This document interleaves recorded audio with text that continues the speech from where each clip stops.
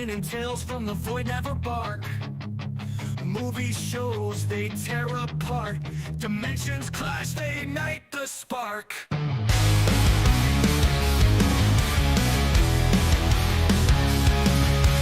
Couch debates, turn the volume up. Set the chaos over for the cup. Alien worlds and twisted scenes. Banter spreads like electric dreams. Outer dimensions right away.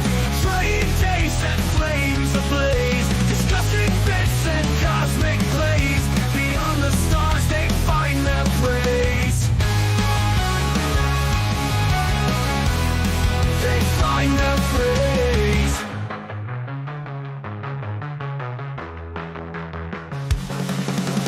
Ripping through the deep. Let's try this again, guys. Sorry for the late start. We had some technical issues, so we're going to be starting the show all over. Welcome again to the Outer Dimensions Podcast, the channel, the podcast where we chop up movies, TV shows, and a lot more. But this week, instead of bringing Dre on directly, we want to bring our guest on first. The man who knows, the man in the know when it comes to G.I. Joes, love him or hate him, the one thing is certain, he is a punk with toys. Welcome, Lawrence, to the show. Thank you once again, and this time there won't be 15 minutes of professional wrestling talk. No, we started this. We thought we started the stream, but it never went live to YouTube. And me, Lawrence, and Dre, we were talking about wrestling for about 15 minutes, and we started to run into the show, and then I realized, wait a minute, we're not live for some reason. Now, let's bring Dre on, of course, and we got Ultra Carzilla popping up in the chat. Thank you. Now, he's talking about the final boss because he's a big wrestling fan himself, believe it or not. But let's bring Dre on to the show, of course. A father, a YouTuber. Let's see if will this even pull up. Here we go. Wait. Jeez, we're having tons of technical difficulties tonight. Jesus. There we go. A father, a YouTuber, an educator, the lover of all things Sentai and anime. It's the one true tribal chief of the Outer Dimensions Podcast, Dre the Geek Dad. It looked so much cooler when we did this like 15 minutes ago. So we're going to bypass all that wrestling talk, which I love. But hey, I mean. Ultra Carzilla saying a CM Punk with toys? I mean, No. I like that. Hey. I think most people know I do not like him. I do not like him. I have personal reasons I don't like him. Hey, I would love to. We'll save that for another show. Like I said, we spent 15 minutes talking about this, folks. We don't need to go. No. Most people know, like, I'm not a fan of his at all. He definitely is a different cup of tea. So it has nothing to do with that. It has, and I'll just say quickly, it has something to. It all stems back to trying to commercialize straight edge. I'm sorry, I've lived my life that way. I've lived my life as being straight edge. I don't drink, I don't smoke, I don't drugs. You don't ever see me wear a Marlboro shirt. You don't see me wear weed shirts or beer shirts. And I don't like seeing people that are drinking, smoking, wearing straight edge shirts. And it's a lifestyle. It's not a promotion for him to sell. Not a gimmick. Yeah. And it bothers me. And I'm not saying that he's not straight edge in real life, but it bothers me to an extent that it probably shouldn't. But I spent many, many, many years in the scene, the punk scene, and it bothers me. Multiversal moderator in the chat, Rolando. Hey, Rolando. Thank you for popping through, Rolando. I hope you share this with a few other groups. I know Rolando's probably in about 3,962 streams right now simultaneously. The guy's in every stream at once. I didn't get to nail it. He's talking to Ultra Carzilla.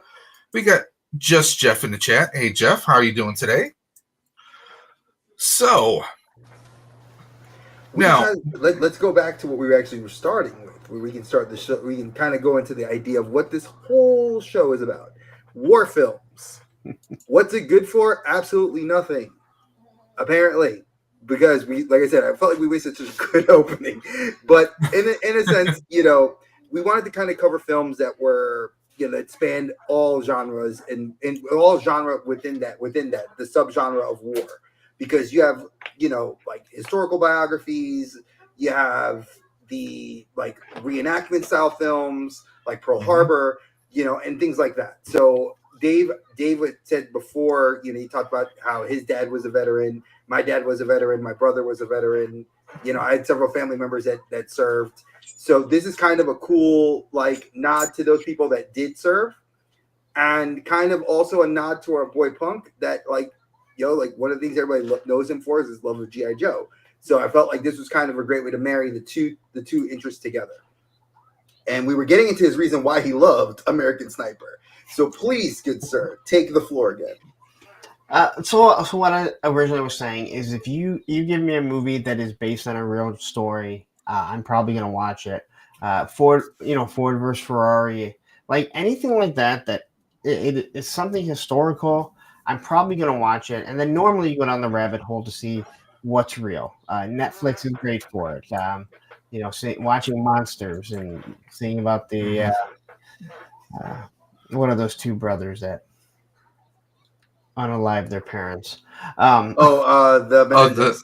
Menendez brothers, right? And like you watch, and so when it comes to something like this, and this is still pretty fresh, and then hearing everything about what he did, hearing the stuff about Jesse Ventura pretty much suing his estate for it, and then in real life that he ends up losing his life trying to help out another veteran. But this, I really like this movie. I like and when we get to my number one, you'll understand. Some of these movies put you in the place of being out there with them, and when you hear other soldiers talk about how realistic it is, how true it is, you get a better feeling for it. Yeah. So just hearing everything that he did, knowing that they were out for him, like they had a bounty on this guy, and realize, he's a Navy SEAL, and everyone that he's pretty much working with are the Marines throughout it, if I'm correct, right? Yeah. Because, they can make fun of each other between the branches, but in the end, they are, they're one family. So. No, I agree. I think the film was a solid film. I think it was capitalizing on Bradley Cooper's, popularity at that time. I mean, he was coming after, off of the voice acting for Rocket Raccoon, and then you have him, the Hangover movies, of course, Hangover films, and then you have him do some of these biopics, which I know that he's a very big fan of people that served. So it's kind of apropos that you get an actor that respects the military, that wants to do these sorts of films. I know Hemsworth has done it, Gyllenhaal has done it. I think it was a good film as well.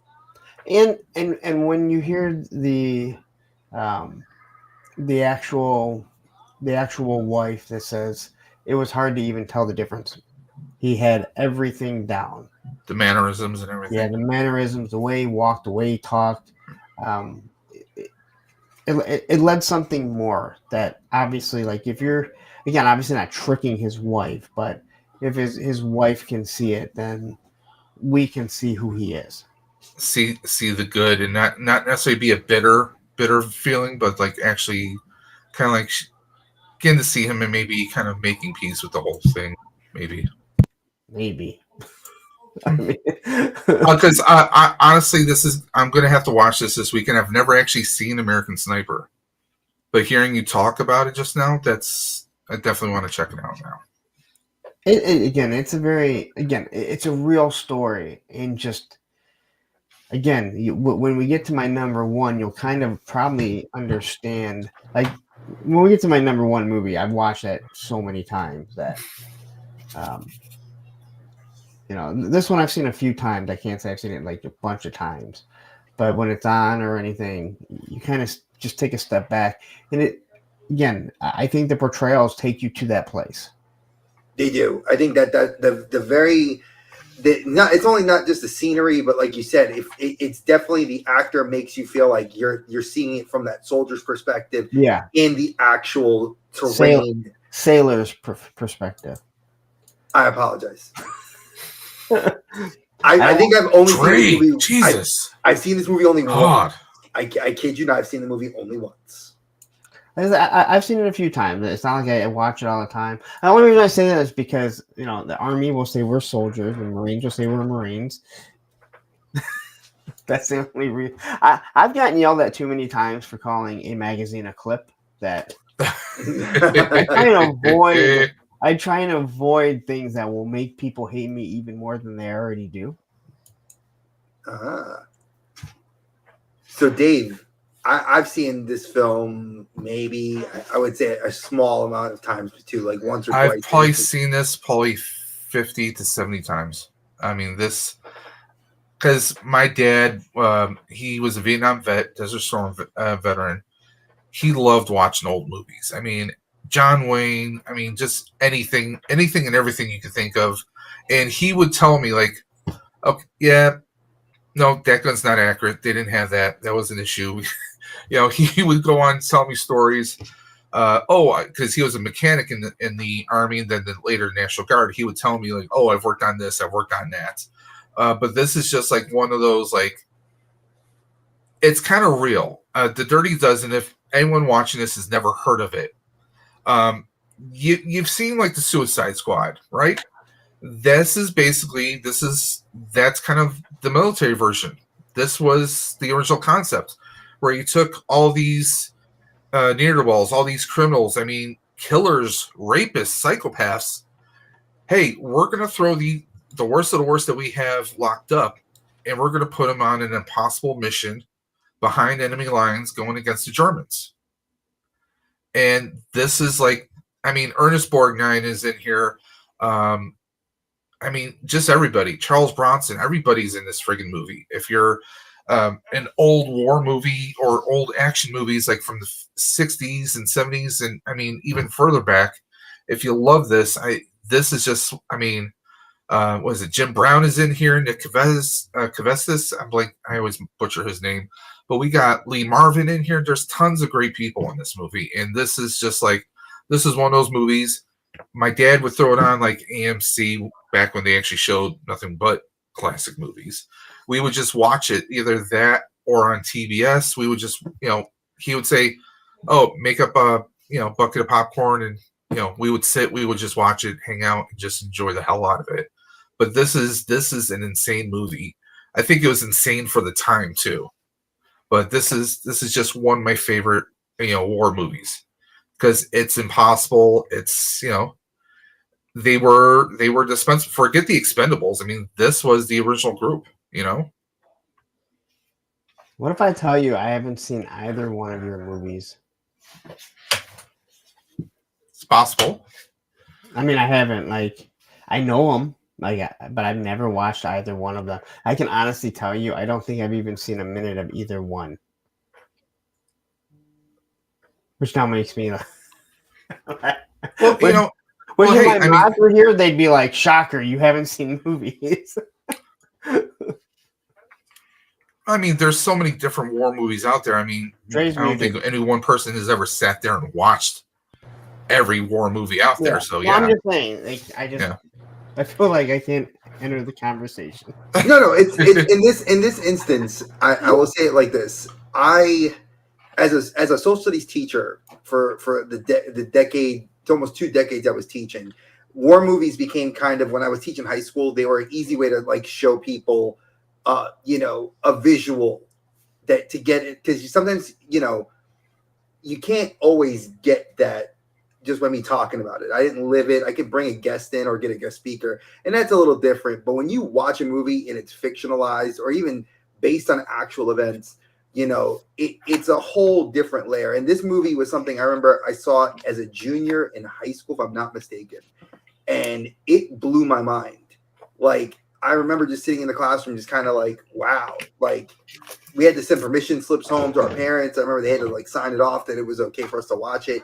And then as a kid, it was like I didn't get a whole lot of it. It wasn't like until I got older and really can appreciate this movie. And I say appreciate it because you don't understand what it's like until you go to the Holocaust Museum in DC. Once you're in the Holocaust Museum, it is the most solemn, quiet you'll ever experience in your life. And I strongly suggest anybody that's ever had the chance that lives in DC or wants to go see something and really just kind of feel and be in that. It's this movie, Schindler's List, gives you like obviously an interesting story. I mean, Liam Neeson, I think, was nominated Best Actor that year that this film came out. This won, I think, the Academy Award for Best Film that year that it was nominated. So it's, I think, a solid film. I know it's World War II.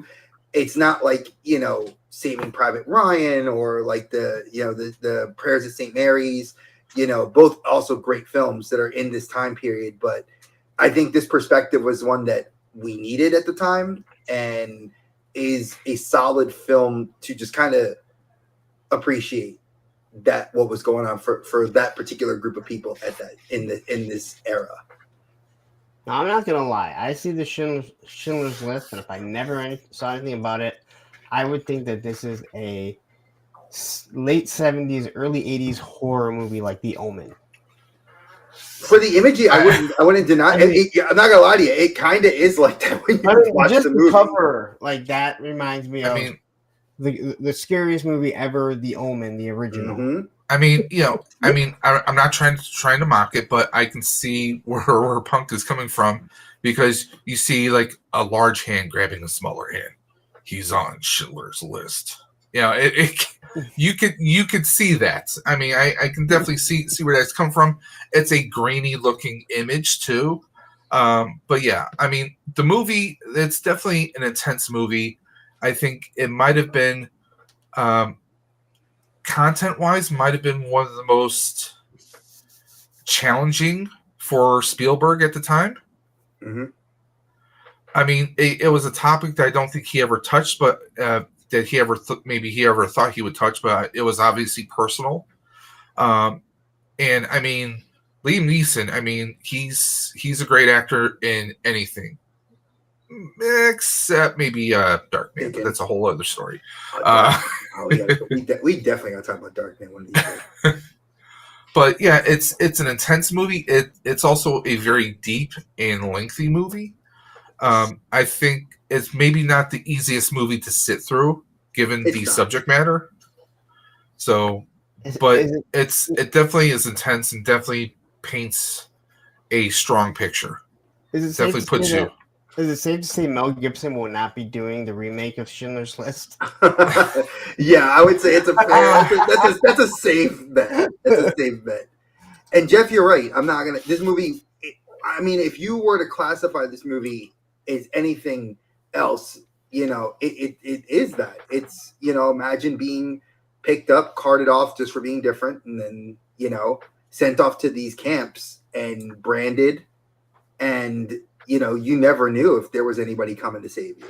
No. I mean, granted, I liked how this movie depicted the side of the war we never got to see because Saving Private Ryan, I think, does it great where it's like you get to see the storming of the beach at Normandy. And then I think Schindler's List gives you kind of like the Russian army coming in from that front, from the I guess it'd be their eastern front, to come into there and like come westward and go into there and start freeing people, and then the Americans coming through and the British. I think it's a very good film that you get to see that kind of side of the war. Again, I love World War II films. There are several in the category that, and this was I remember this film. It stayed with me. When I took my 8th grade students to DC, we saw this film before we went to the Holocaust Museum. So it definitely was something I think that was very cool and eye-opening for them. And it was an interesting film to watch. So are you ready for our next one? Always. I love how apropos, he talked about Mel Gibson, and then we get Punk's choice. Yeah, I thought about that's the next. I mean, I mean, everyone's got their issues and problems, and that's definitely a good pick. So go ahead, Lawrence. Once again, based on another true story. This one is not as realistic as either of the two that I picked. I think Mel Gibson, again, walking away from his personal beliefs. Same with like Tom Cruise. He makes good movies. He's a great actor. I like this because it took him out of an element of, you don't really see him as a soldier, but to see what these kids were going through in Vietnam, and a lot of them were, they're officers, but they really have no idea. And when you start to see, spoiler alert for anyone that hasn't seen it, when they start delivering the death notices, and that the wives decide to do it, and then also you have one of the greatest lines ever, where the one guy says, "Good morning, Sergeant," and he says, "How do you know what?" Or he says, "Good morning," and he says, "How do you know what kind of goddamn morning it is awesome. But I like this. Again, you get the feel for what a real commander does, where he's like the last person to leave the field after his whole platoon is off. Think of when I think of Mel Gibson and I look at his films and I look at his acting roles. There's so many movies we've seen him play this like grizzled veteran, and I'm gonna go on to one of the films that we've praised on this channel several times, Lethal Weapon. Murtaugh, Riggs. Yeah, he's Riggs is just this grizzled veteran with PTSD. You see him in there was like 2 or 3 other like gangster films that he was a soldier of fortune that retired. I think that kind of mentality that he brought to this movie, it definitely, I agree with you. It does. I like how it shined a light on what the soldiers were going through. My dad was in Vietnam, so he never really liked to talk about a lot of what he did. He was in the Navy, so I didn't hear a lot of what he experienced. But he'd say when he was on, they would go on like leave to the into the the cities. He was like, it was different, and he never really talked about his time there much. I just remember that growing up a lot. And one of my teachers never really talked about it, and he was actually a reporter for the military during that time. So it's interesting. That movie is definitely a good pick. I mean, Dave, yours is a solid one too. Again, my pick is motivated because of, again, my father. This is an intense film. I mean, is it as good as some of the other ones out there? I mean, it all depends. I mean, there's so many great war movies out here, but I mean, we had a lot of good roles in this movie. It was intense. People that are thrown together and they become brothers. I mean, I heard so many stories from my dad being in Vietnam, like so many people that he knew, and by the time he was in his 30s and 40s, there was only a few of them that actually made it back. It's intense in a lot of different ways, and this is always one that we would, again, if it was on, or he would have me pull the VHS out and we would watch it. It just resonates with me.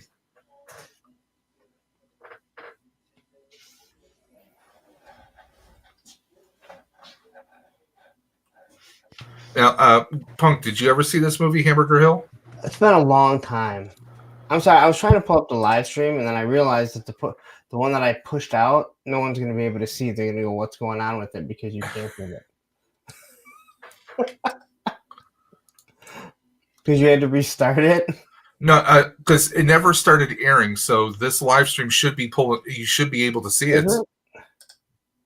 You should see it on either the Outer Dimension podcast channel. All right. Yep. Yeah, okay.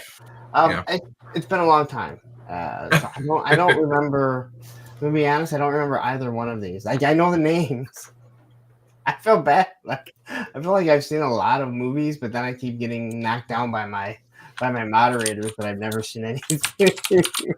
No, and it happens a lot with Dave and I. Like we end up picking sometimes Hamburger stuff Hill we is from haven't seen. 1987, so I mean, do the math. How long ago is that? Yeah. You know? Well, it's like Platoon. I've seen Platoon before, but I Platoon. don't fully remember Platoon. Like, there's certain things that I remember about it. You know, Charlie Sheen is in it. I mean, that's one of the most big things I remember because that whole family is. I don't know if Emilio ever did any war movies, but he did one. I can't remember it for the life of me, but I know his father was in, of course, Apocalypse Now. No. So, and of course, that's one that's in the Blu-ray collection. And they famously did the comical cameo in Hot Shots Part 2. Yes, I loved you in Platoon. Yeah, love that. That's a great scene. Great scene. But like Hamburger Hill, there's a lot of graphic scenes. There's a lot of emotional scenes. Was it DB Vance, who's a great actor? He's in this movie. I mean, it's intense in a lot of different ways. You know, it was for Vietnam, for that time. You know, you had. Let's be honest. Full disclosure, there's a lot of separation of race still back home in the States. Over in Vietnam, there was no separation. You were brothers, no matter Hispanic, white, black, whatever. You were all in the thick of it together. You were all brothers. You were all family. And that's one thing that I think gets driven in this is just, you're going through hell, and the people who you're next to are, they're your family. And for me, it just resonates on a lot of different levels. It does. So, Dre, Glory. I mean, how could you not put Glory in there? I mean, and I say this because, again, social studies teacher, I did teach the Civil War.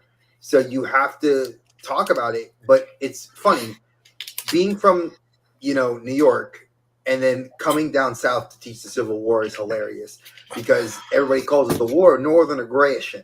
It's, the North, we left because it's a completely different story. And we wrote the history book about it. Damn Yankee can't teach it.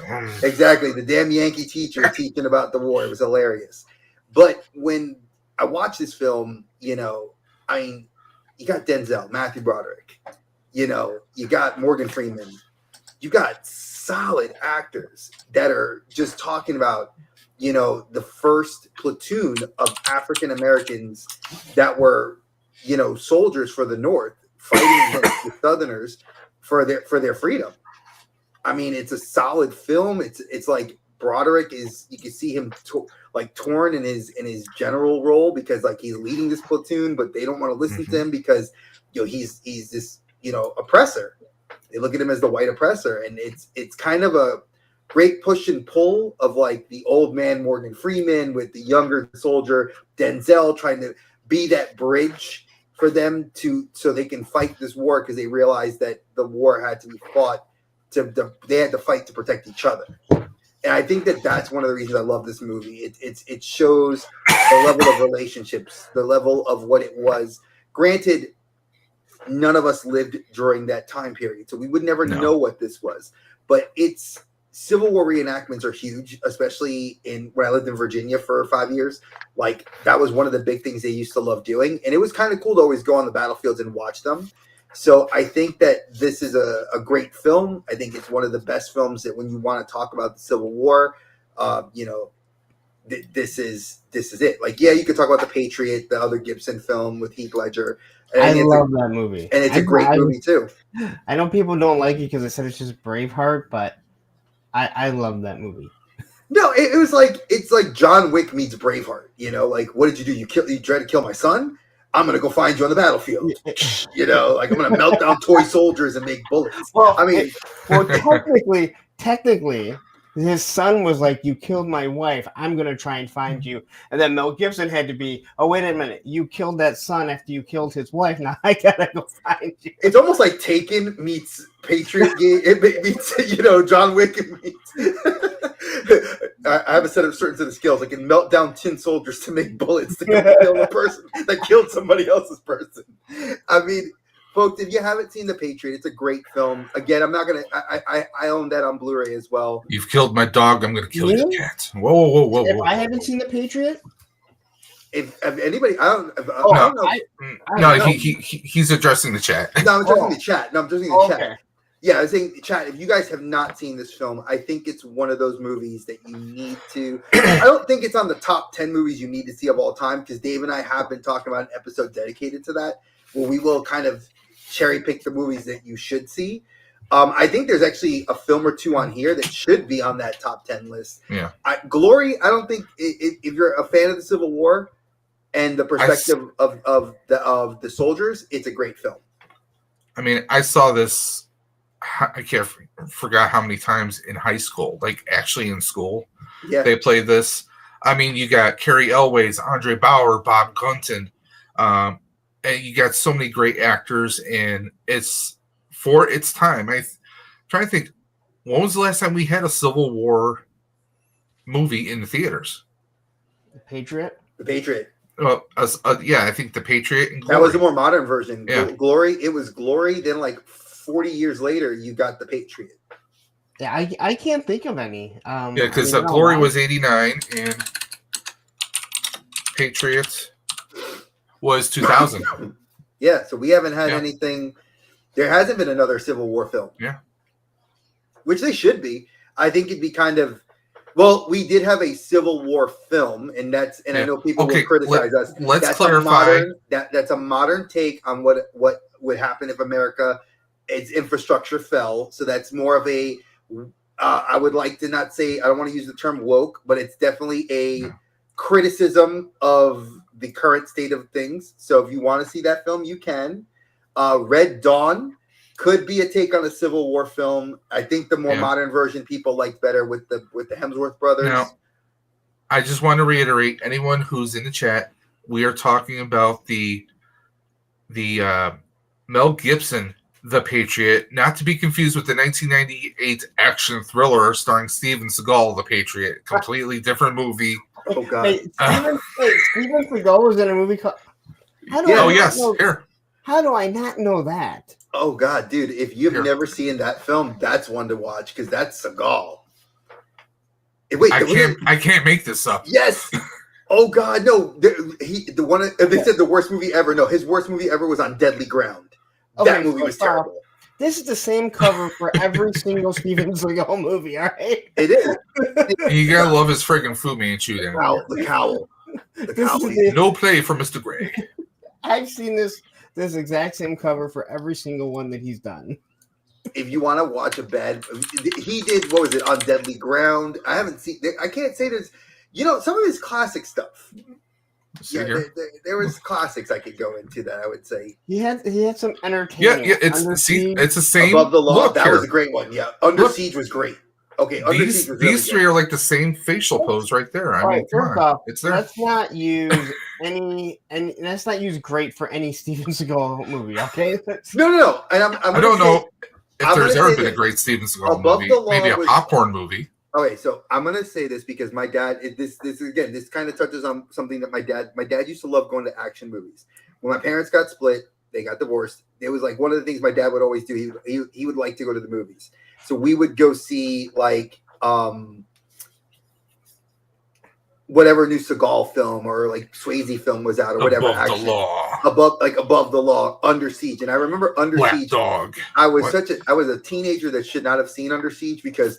Granted, you get the playmate coming out of the cake, and I think that was probably the greatest thing I'd ever seen. Because again, Erica and Leninick, she was on Baywatch. Erica Leninick. Yep, yes, she was, and we got to see them boobies all on the screen, and I didn't mind it. Being a kid, I was a teenager. I was like, yeah, that's awesome. 1993 movie Gettysburg. Yeah. Can you quickly go back? Sure, go back. Because something I had never seen, but I I just got to point this out. Sure. And it's Steven Seagal. No, can you go back to the page? All the Steven Seagal. Oh, Dave, go back to the I'll pull it back okay. up. Okay. Just because I've never My seen choice. this Born to Raise Hell. Tell me that's not supposed to look like the Born Identity. Oh no, it is. I mean, It is. Like, look at On Deadly Ground. Like, look, you got Today the you oil die. rig in the background. I mean, that was social commentary at that time because of the Exxon spill, and they were talking about all the oil prices. So I'll never forget that one. It was all Native Americans. You know, they were tearing that movie up. 2010. come on, he is so trying to be the Born Identity there. I mean, just the picture and everything looks like the Born Identity stuff. Michael J. White. Blood why? money. Oh, Why? Michael J. White, right? Hates him. Like I come I, across. I love him as an actor. I just don't like him with Seagal. By himself, he's fine. Well, what he does not. He hates Seagal. Like he. Well, Seagal hates. Nobody likes Seagal. I mean, he. Well, that's Look, okay, okay. Hard to Kill. Hard to Kill. That was the last. That was the first and only film he did with his wife Kelly LeBrock before they got divorced because He beat her. he was right? beat her, and like the thing was that she never wanted to come out and say anything because he would use Aikido throws and jujitsu pressure points, and that's what she would. Eventually, the cops would say like, "Oh, she doesn't have any marks on her," and eventually she, got her thing. Yeah, folks, if you wanted to know a little bit about that, we could explain why. That's how we know these things. Come on. They're leaving out Glimmer Man with Keenan Ivory Wayans. Oh God, Glimmer Man, where he said, "Drink the powder, dear penis, go for the yang." All I know is I've seen Steven Seagal in his moves and how slow he moves. So it makes me wonder how slow Kelly LeBrock was. Oh gosh, Like, well, she was a supermodel. She was on She was- Prozac. She wasn't even She was moving. like, she must have been like the model like from what was it, Family Guy? She falls down the street cracks. That's how she probably was. oh man. Oh, we're going to go ahead and remove that.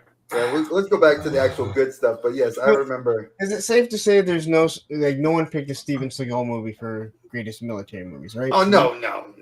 Okay. Are you sure, Dre? I'm If kidding. I'm kidding. you did, I'm gonna call the stream off. No honorary mention, like. Okay, well, in fact, honorable mentions are next. So let's get to those. Let's clean I the think we palate might have a little bit of Seagal. deja vu here, Dre, by the way. I know I saw this. I actually got to see this. So Punk gave me 2. And I felt like this is the first time we've ever had 2 honorable mentions. So I love that we had this. And I mentioned his pick, his number 1 honorable mention. I mentioned to Dave when we had talked about this. So Punk, go through yours, brother. All right, so my dad is a huge John Wayne fan. It's like he collects John Wayne. Probably where I got collecting from, right? That's all he collects. Mm-hmm. And John Wayne does all Western movies for the most part, which did not enthuse me at all. But the Green Berets, obviously, is a military movie. It was also the first pro-Vietnam movie. Now, I don't care what anyone thinks about Vietnam and why we were there. The way that the people were treated, the soldiers that came back, these kids, was not right. The end is just. At the end, oh my God, the end is that little kid, like to this day, like asking about him. It gets to me. Yeah. But it's definitely one of those things where knowing that this is, he was one of the biggest actors in the world.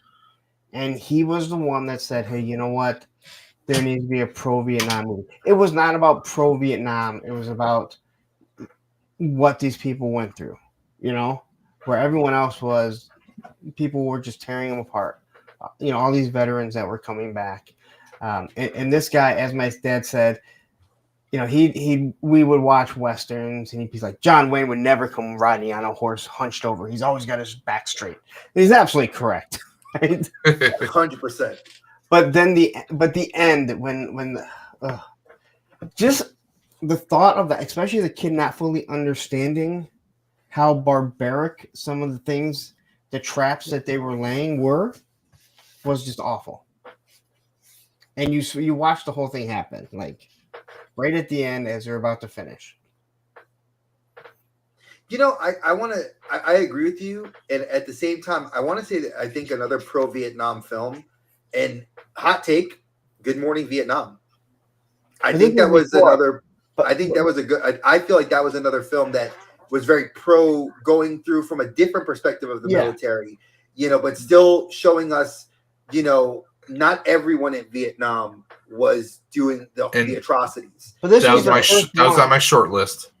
But this is what people say. They say this was the first pro-Vietnam movie. Oh no, I agree with you 100%. This film is very good for that. Like I think this would have been filmed, I think, before I was born, because I think he died even before I was born, or maybe shortly after. Green Beret, I'm pulling it up right now. Let me see. Based on it was 1968, so that was before any of us were born. 10 years before me and you. Yep. Captain Sulu was in it, and I do say Captain Sulu. George Takei, yes. That's Captain Nim. So, but yeah, I this is like, and again, it reminds me of sitting back and watching this movie with my dad. So yeah, it's a solid film, and I think your other choice is also a great film, and it was on my short list. Dave knows this because I absolutely loved Tears of the Sun. There's something about Tears of the Sun. I have a thing for Navy SEALs. Like, full disclosure, I love the Navy SEALs. Just a small group. And again, when people think of the Navy, they think of people riding boats and deck washers, not the pilots, like, you know, in Top Gun and everything. And then you have the Navy SEALs, which most people around the world will say that they are the elite team of all the elite teams. But you get to see humanity in it. And every actor that they put in there, there is they lose sailors in it. So, you know, they do lose a couple of SEALs in it, which, as much as you may hate, it gives you more of a realistic stuff that's going on. The reason why, again, the honorable mention for Green Berets, again, I like Tears of the Sun more, but because of with my dad and being like the first pro Vietnam movie, that's why I wanted to do two. But I just love Tears of the Sun. Tears of the Sun's great. Yeah, and the girl he falls in love with in such a short amount of time. Monica Bellucci's gorgeous. So hot. Oh, she's Vincent Cassel, you lucky Frenchman. That's all I'm going to say. Their daughter, have you seen their daughter? No. She's equally gorgeous. Like, it's like if you took Monica Bellucci when she was like 30 and just her daughter's 30 years old. And I'm like, God, you look just like genetic clone. Like, I swear it looks just like a clone. She's gorgeous, dude. Her name is, I think, Deja. It's kind of like, I'm kind of glad that Jennifer Aniston and Brad Pitt didn't have kids, because it just wouldn't be fair to everyone. Yeah, Vincent Cassel, you look at him, he's an ugly man. And you look at Monica Bellucci, she's a beautiful. It looks like Cobb is calling you out, punk. I thought you had a thing. Thought you had a thing for shipwreck. No. No, but he's right though. I think Tears of the Sun, I mean, every actor in that film did a solid job.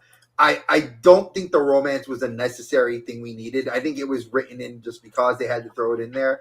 But I think the story was solid enough without it. It would have been fine. Bruce Willis, again, I love him in military films. I love him as like that grizzled cop, veteran, soldier, whatever you want to throw him in. He does a great job at it. And whatever role he's gonna shout and scream at. Well, he's not shouting and screaming at anything these days. Yeah, sadly. Ooh, so, too soon? It's never too soon. So he wrote this movie a long time ago. He wrote this movie years before it got done. And it wasn't until he had the ability to do it, is everything I've read that it came out. I'm with you on the fact that they didn't need the romance. They could have had her there and him just realizing how much these people meant to her, the same way that his team would have meant to him. They didn't have to do the love story. I'm glad somebody else agreed because I've talked about this film with like some of my family members and other friends, and they were like, "Oh man, that love connection." I'm like, "Nah, you didn't need it. You just gave it the undertone like that they could have been like attracted to each other. I would be fine with.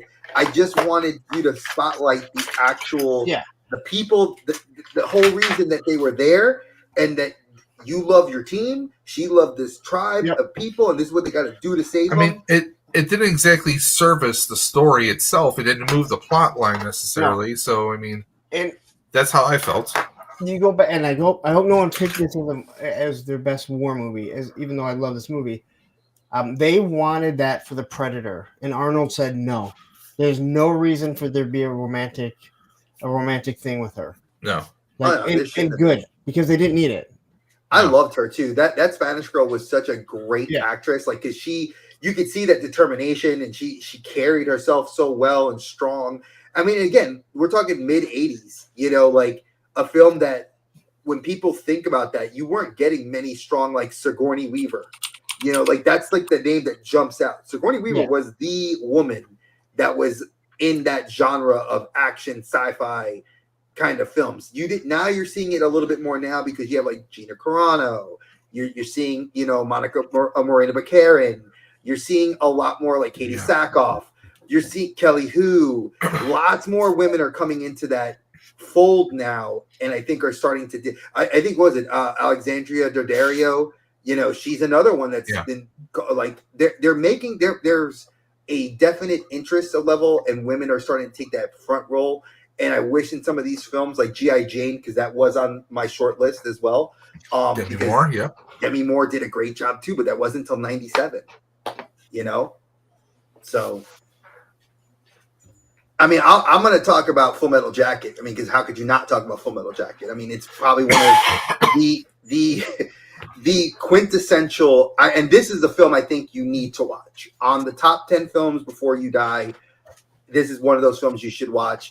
Why do I say that? Because it is it holds up to a lot of the ideas of what were problems then to now.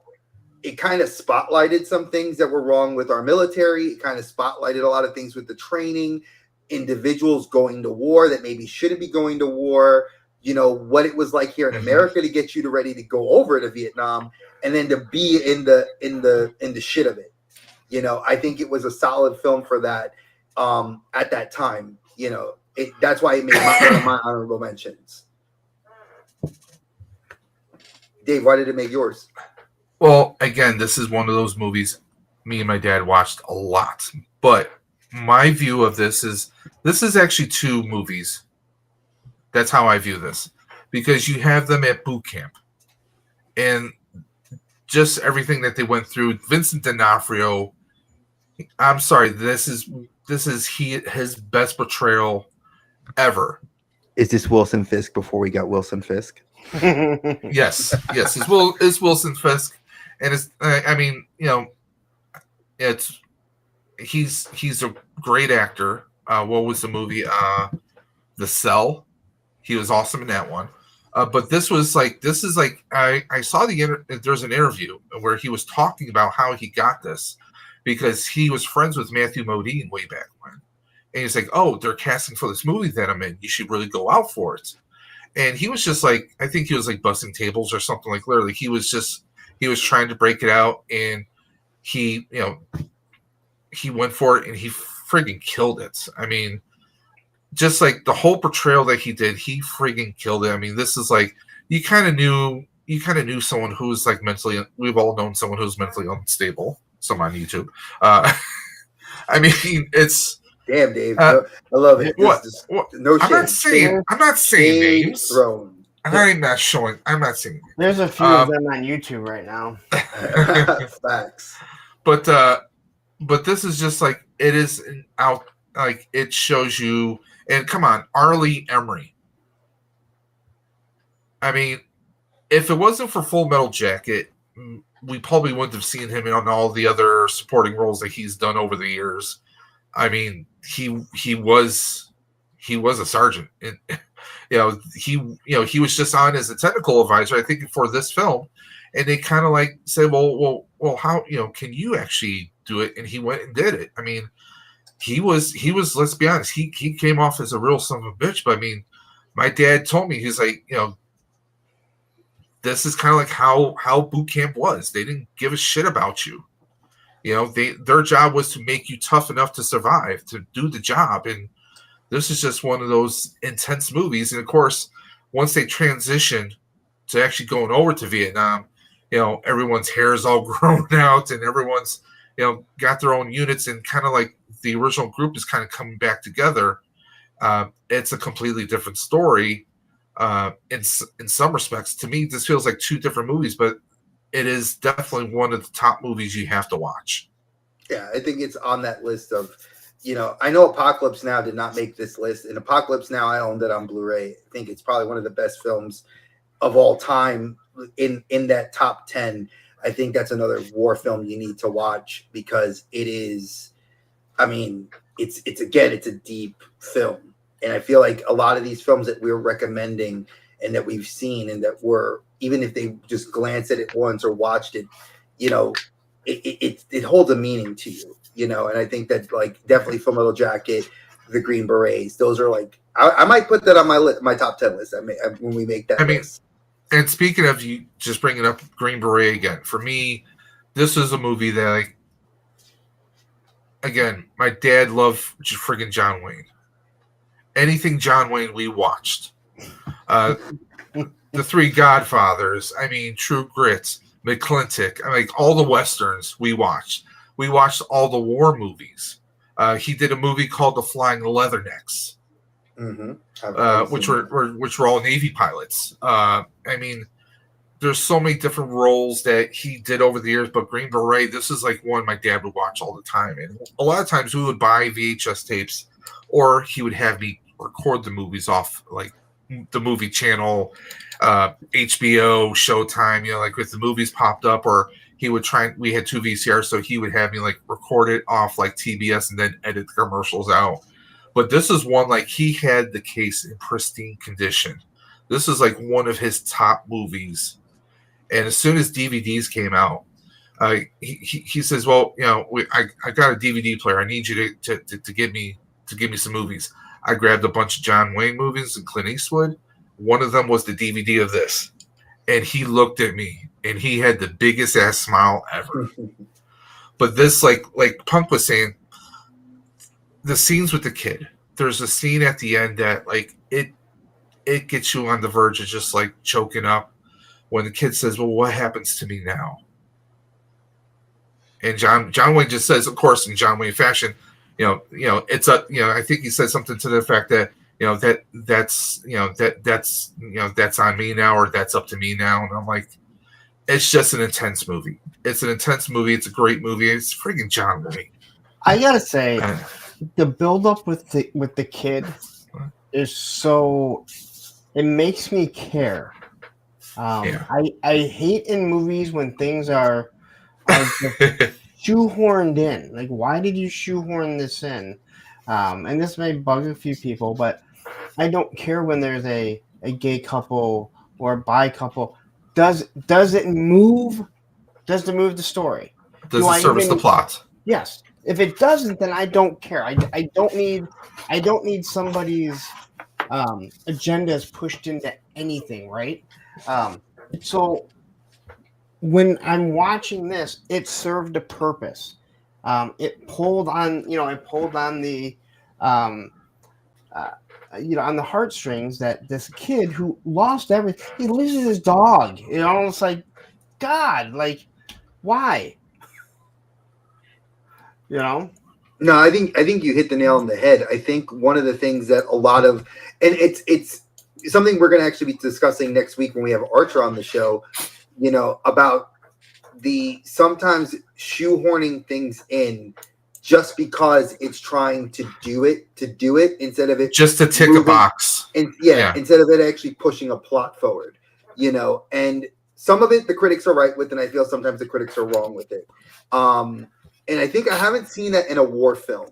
Like, I honestly can't think of, and I'm going to talk about 1917 as a segue into that. because 1917 is a film that flew under the radar for a lot of people. A lot of people did not know about this film because they thought it was like, oh, it was capitalizing on Benedict Cumberbatch, and Colin Firth, because Colin Firth was doing the Kingsman and Benedict Cumberbatch was doing, Doctor Strange and everything else. But this film is actually, Sam Mendes did a great job about picking an obscure area of the battle to talk about, which a lot of people did not know about this. This is actually talking about now, mind you, this is a fictitious set of characters. The event was real. So at one point, the Germans were trying to push had baited the trap. And they were a bunch of British soldiers were flying in and they were going to be ambushed. So obviously the characters are that are in this film. I mean, I named Benedict Cumberbatch, Colin Firth, Mark Strong, all great actors. Love them for every ounce of acting that they can do. And the film goes through kind of a Saving Private Ryan thing. You're kind of dealing with these two characters that are trying to push to their strengths to get out, to go warn the British that do not come over here because it's a trap. I think it's a good film. I like that it's a lesser known battle discussed because, again, you look at Saving Private Ryan, you look at, I'm going to pick another obscure one. The Prayers, what was it? The Prayers of St. Mary's. Yeah, the Prayers of St. Mary's, which is a Spike Lee film. Fantastic movie. Again, lesser known area discussed of World War II with, talking about soldiers going into cathedrals.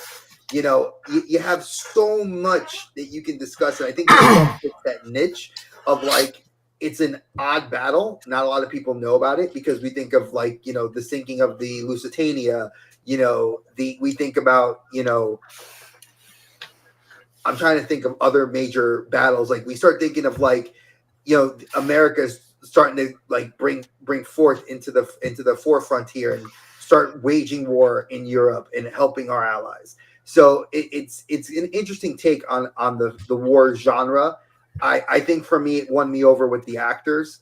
The story was good too. Again, I know it's fictitious, the actors, the characterizations that were in the film, but like I said, the battle was real enough for me, which brought me in. So, and it was one that I think that a lot of people didn't talk about. It was one of those movies that I remember it was in theaters real quick. And then I remember picking it up because I think it was right before COVID had happened. So I picked it up and I remember we were sitting at home and I popped it in one night and I was like, damn, this is actually a solid film. Yeah, 2019, this movie came out. Yeah, so I remember getting it in 2020 because that's when I bought it. So, and I'm sure it was a victim of poor promotions done. And we've talked about that. Advertising. We've talked about the films of 2019 and 2020 and 2021 that suffered all from that. But let's get to our number one picks because I think that's going to determine a lot. I want to hear Punk's. He said that this is going to kind of bring us to the fold of understanding his choices. So I'm very excited. Are you ready? The floor is yours, sir. Okay. Saving Private Ryan was one that I had thought of too. But it goes back to true stories. I don't think that there has, and again, I'm going to talk about Saving Private Ryan. You heard about the people that walked out, veterans from World War II that walked out. That they were there on D-Day, that they couldn't watch it because they said it was so real. But once you got past that, I'm not going to say it wasn't realistic, but it wasn't realistic. Throughout all of Black Hawk Down, you are in the actual battle. You feel like you are. There has never been a movie, in my opinion, before or since that puts you in the actual battle like this. And to know that everything that they did was for nothing because the president saw 18 soldiers that were dead, and you watched the documentaries about it, and they removed, they had them withdraw. All those guys died for nothing. But when you watch what they went through, all because of a mishap of someone missing the rope and falling, and you really do get the feel of they were going to make sure that they came home with everyone, no matter what. You see the two, The 2 Delta that go in, knowing that they're more than likely not coming out just to save the helicopter pilot. But everything in this is very intense. You're always moving, but it never feels like it's too much or not enough. No, it's a solid. It was my number one pick actually. When I saw your list and I had picked mine, I actually swapped because I absolutely think what you're spot on, 100%. Movies like this, Zero Dark 30, 13 Hours, you know, a lot of those films just envelop that moment and really bring you into that forefront. The actors did a solid job. Yes. Of selling you that perspective. And there are certain things that are taken out of the movie. Like if you watch the documentaries, like they had to run like I think 5 miles behind the final Humvee because they didn't have enough to get them all out of there. And I think Netflix has a documentary on it where they talk to people from all sides of it, of what was going on. And they did not want us here.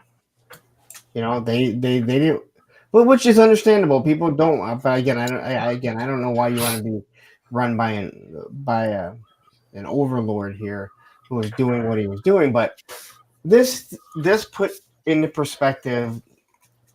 Again, these are Rangers, so they're not, you know, the bottom of the barrel, but they were all thrown into something they never saw. They went in, you know, Delta's telling them, really, you're going to carry that? Come on, we're going to be back before lunch. And then they end out there for, what, 24 hours or something like this? And there is also a lead-up that you never hear about. There is a lead-up that someone had told me about that they were involved in with the embassies. They will mention the embassy, but there was a U.S. embassy that was raided, and that's what led to all of this. But that's before this, like a couple of days, I think, before this, something like that, that leads to all of this. But everything in this, like the grime, like no one's hair is done right. You know, these guys have been. You know, I hate that. I'm sorry. Like, I hate when people's hair is done perfect, and it's like, wait, why? You've just been fighting for 3 days straight, yet you look absolutely perfect. Or you take a helmet off, and your hair looks perfect all of a sudden. Like suddenly, you didn't realize you had the style. You had your gel on there. You know, yeah. Like this is one of those movies that makes me go. This is why I'm glad I never joined the military, and this is why I'm thankful so many people were way braver than I ever was to do so. Oh yeah, I 100% like this movie, and I remember watching The Hurt Locker, you know, watching Zero Dark 30, and just like I appreciated my older brother because he went into the service like following our dad's footsteps, and I, you know, I did ROTC and JROTC when I was younger, but like I did not want to go into the military. Like that was just not what I saw myself ever doing. But I respected the hell out of everybody that has come after me doing it and has wanted to do it. And these films really do make you. Oh damn, man, Blue, you hit me with a good one. Enemy at the Gates. That's another good one. And that's Gene Hackman. So I can't even speak anymore on that. I want to hear Dave's perspective because Saving Private Ryan for me, I think. Punk, you said it best before Dave starts. That opening scene on the beach. Well, I'm gonna touch that in a minute, but Black Hawk Down. I mean, you had an all-star cast in there: Josh Hartnett, Eric Bana, Ewan McGregor, Tom Hardy, Tom Sizemore, who was also in Private Ryan, Orlando Bloom, William Fincher, Jason Isaacs. You had Jeremy Piven in here. I mean, it was, and this was, I think, a Ridley Scott movie, if I remember correctly. I mean, this is a pinnacle. This is a pinnacle movie. Can I say something about your all-star cast? Yes. Josh Hartnett was really the only all-star cast when it was filmed. A lot of those guys went on to, I mean, some of them were known. Yeah. Ewan McGregor has a very small part in it for the most part. But yeah. I love when I see something like that. When you're like, my God, look at the people that were in this. But then you look at the time it was done, and you're like, they weren't an all-star though. And the thing, Josh Hartnett just disappeared. Yeah, until 24 years ago. Yeah, until Dre's movie here. Well, no, Hartnett showed up in Josh Hartnett showed up in Trap, the what was it, M. Night Shyamalan 2024. Oh, I didn't see that because every time he does a new movie, it's worse than. It was not bad. It was just a very weird film. Yeah. I watched it because and for you being a girl dad, it's a very interesting film to see what it's like from a girl's dad perspective and what we do for them, but then like the undertones of what like was happening in the film. So Trap wasn't a bad film, but it wasn't a great film at that. So yeah. well, I would say check it out if you get the chance. The irony that Hartnett was in my number one movie last week. Remember? Yes, he was. What was that? We were doing horror films, and was it the 30 Days of Night? Oh, that's the only other movie that I can think of him in. And it's been a long time since I saw that. Oh, what was the one with him and Harrison Ford? They were cops, and he was like he had like the oh god, I know what you're talking about. You know what I'm talking about. What you're talking about. I can pull it up. Give me a second. I can think of a few movies. He was also in The Faculty. But he's a person that chose to leave. And again, before we get to Oppenheimer, I just want to say, Black Hawk Down is how old now? It was 2001, so it's 24 years old. And then he shows up in Oppenheimer. And all I could say is, like, it's not fair to have genes like that. Like, I know I look young for 49. I hear it all the time, but I don't have the heart. Like, come on, dude. Like, you go away. So you're not even getting plastic surgery. I see like, you and I'm would you age? That old. What? It's like, would you age? Come on. Yeah. Like, just stop. He doesn't. Patrick he doesn't Stewart, age. I get it, but you've looked like you're 90 forever, yet you look really good. Yeah. You haven't aged since, the next generation. But I see with Oppenheimer, I'm like, come on. This is not fair. It really, it definitely is. And here's the worst thing. He was born in 78, Dre. He's 46. I know he's the same age as us. That's it was Hollywood Homicide. Well, at least he's younger than me, so maybe at 49 he'll look a little bit older. Maybe he'll age. Maybe he's like a vampire. Hope. They age every like decade or so. They look like maybe that's where we're not seeing it because who knows? But now, Saving Private Ryan. I was working for General Cinema movie theaters when this movie came out. So you know how you mentioned about a lot of veterans who were watching and they kind of had to walk out. You have no idea how many people I saw walk out because of that landing in Normandy scene. They felt that was so. It just either it was so spot on, or it just like people were crying leaving, like they just couldn't. They couldn't handle it. This is a movie I've literally lost count how many times I watched it, but not for the reasons you're thinking. It's like a 3. Was it? Let me pull up that. It's a long ass time. It's like 3 hours and change. So what would happen is the other movies in our theater would all the auditoriums would let out. That would be our last movie. So me, a snack bar girl, and the manager, we would all have to sit in the back waiting for the people to leave. So we've seen the ending. I've seen the ending probably about well over 100 times, easily over 100 times. So we would grab snacks and just sit there and wait for like the last hour and a half. So, I'm a sucker for a Tom Hanks movie. Oh, he's one of my favorite actors of all time. Does he make bad movies? I know someone's gonna point one out, but he does not make bad movies. Was the Top Secret? Was he in that one? No, Top Secret. No. Top Secret was Val Kilmer. But you know what I mean? I think he had a small part in it, though. It's like, again, almost all his movies are good. I mean, The Burbs. I mean, he also what was the movie Mazes and Monsters. It's an early movie he did, where it's this college student is losing his grip with reality after he's asked to play a D&D type game, and his grip of reality is kind of just all off the rails, and his friends are trying to get him help. It's a very intense movie, but it's a very early movie for Tom Hanks. Bosom Buddies. Yeah, Bosom Buddies, him and Peter Scolari. Yeah, I was saying, freaking Bosom Buddies, Castaway. I mean, He acted alone.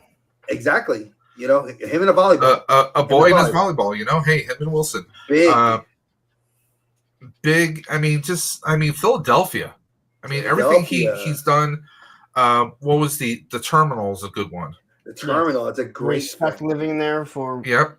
For like years or something, which is I guess was based on I think it was based on a true story. So there you go. But like I mean, the whole thing about this is it far-fetched? Yeah, part of it is definitely a good strong part of it is far-fetched. That they're going to send a unit to bring back this one boy.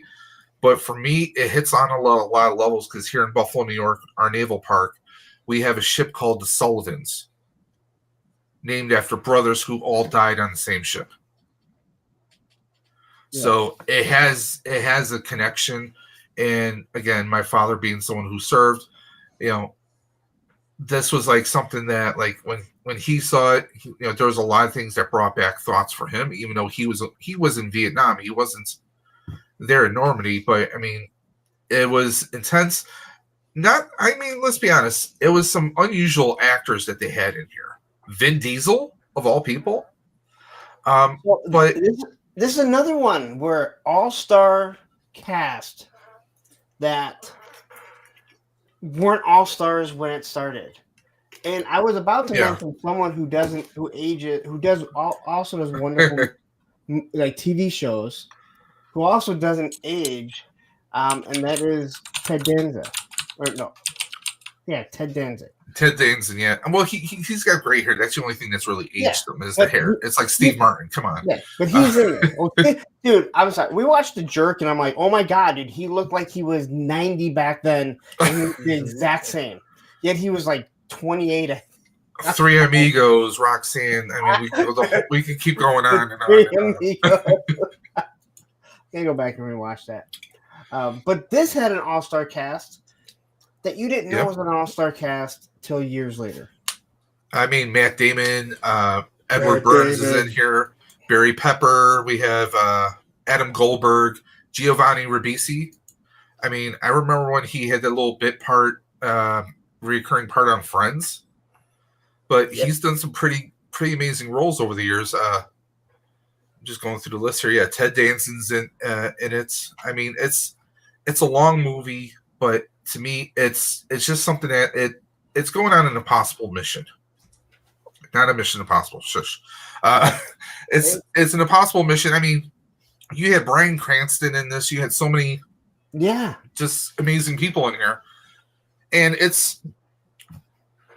I mean, Tom Sizemore is great in it. I can't think of the actor who was like the. It was Adam Goldberg telling the one guy, "Hey, you got to be Johnny on the spot with the ammo." And the guy's trying to carry all the freaking ammo he can. He's got chunks of the ammo cartridges in his helmets and everything. It's kind of an adventure movie. It's a war movie. It's holding out hope, and you know how everything ends. Now you mentioned it's a long movie. But it's a movie that doesn't feel long. No, because it's got good pacing. Yes, it's a movie that everything that happens has a purpose. There's no filler in it. So there's always something progressing the story. When they're trying to find him and they're like, oh my God, how many more times do we have to go find, Yeah. Like everything like that, it's progressed the story. And it's how it should have been. And I love that they do nothing about the captain, and they would take bets about, and then he finally starts coming in. If this gets me back to see my wife, then that's all that matters. Yeah, and it's just great. It's a great film.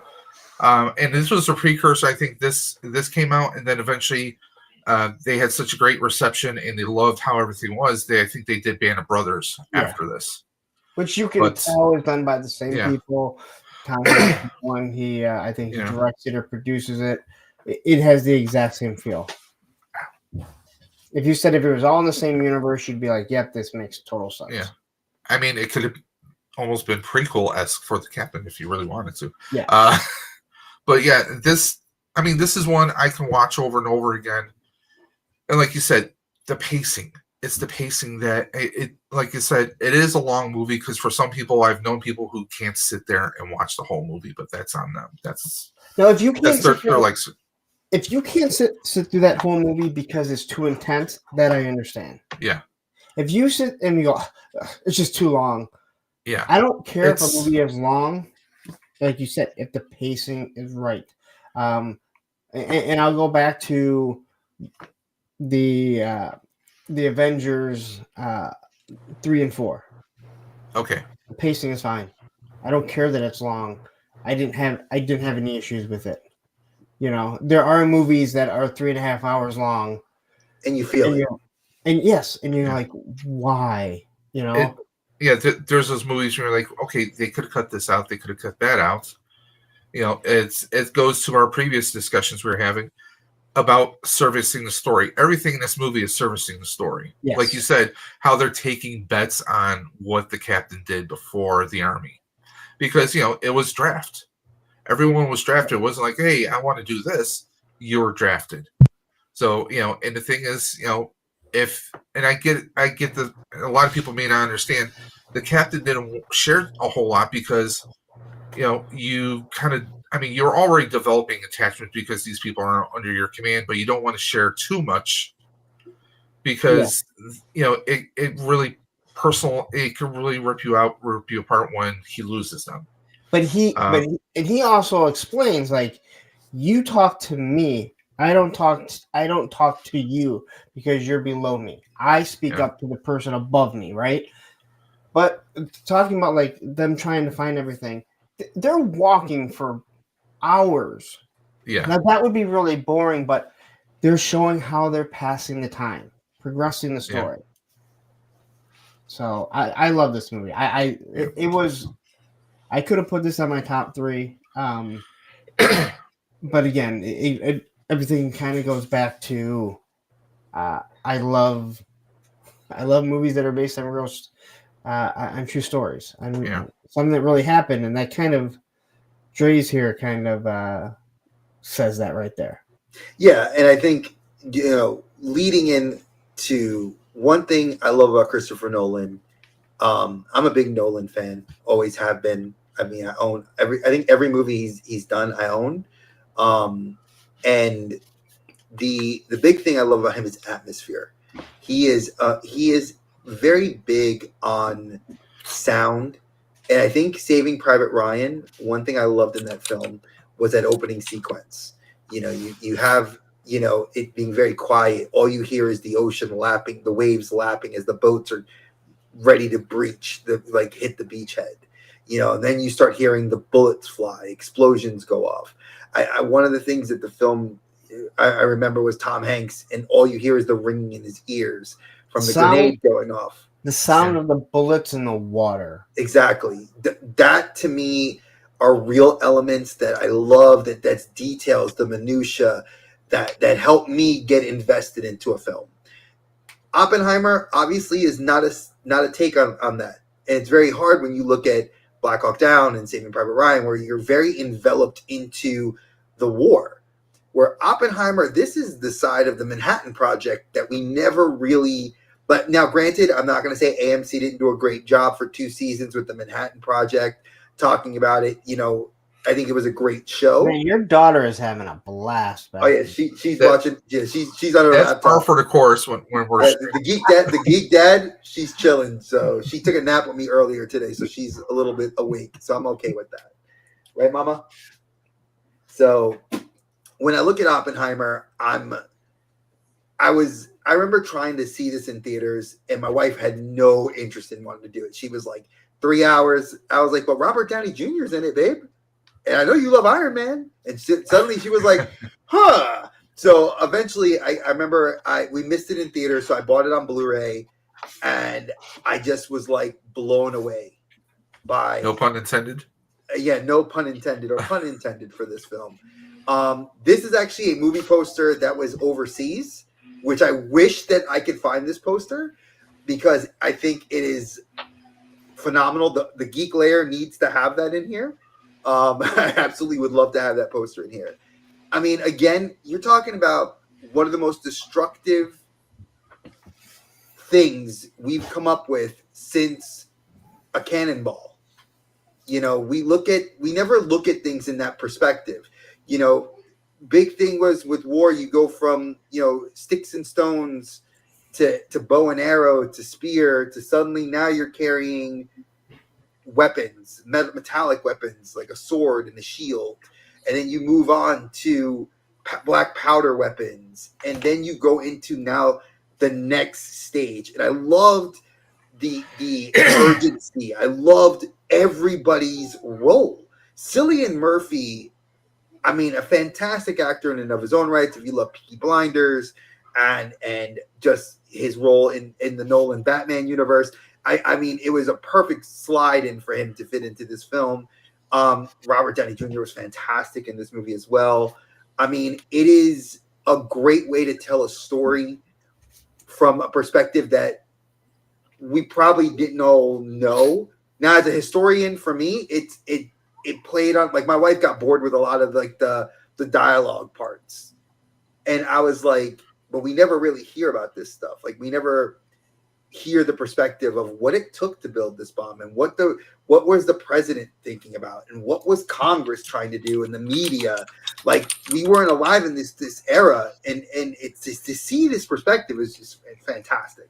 Yeah, like I agree with Punk. When we saw Hartnett, I'm like, Jesus, this guy never ages, I swear. It's like Tom Cruise, like God, like I can't believe it. But it's, I'm 46, about to be 47, and people tell me without the gray, if I don't, if I had the grays in my beard, you still think I look young, and I take that as a compliment.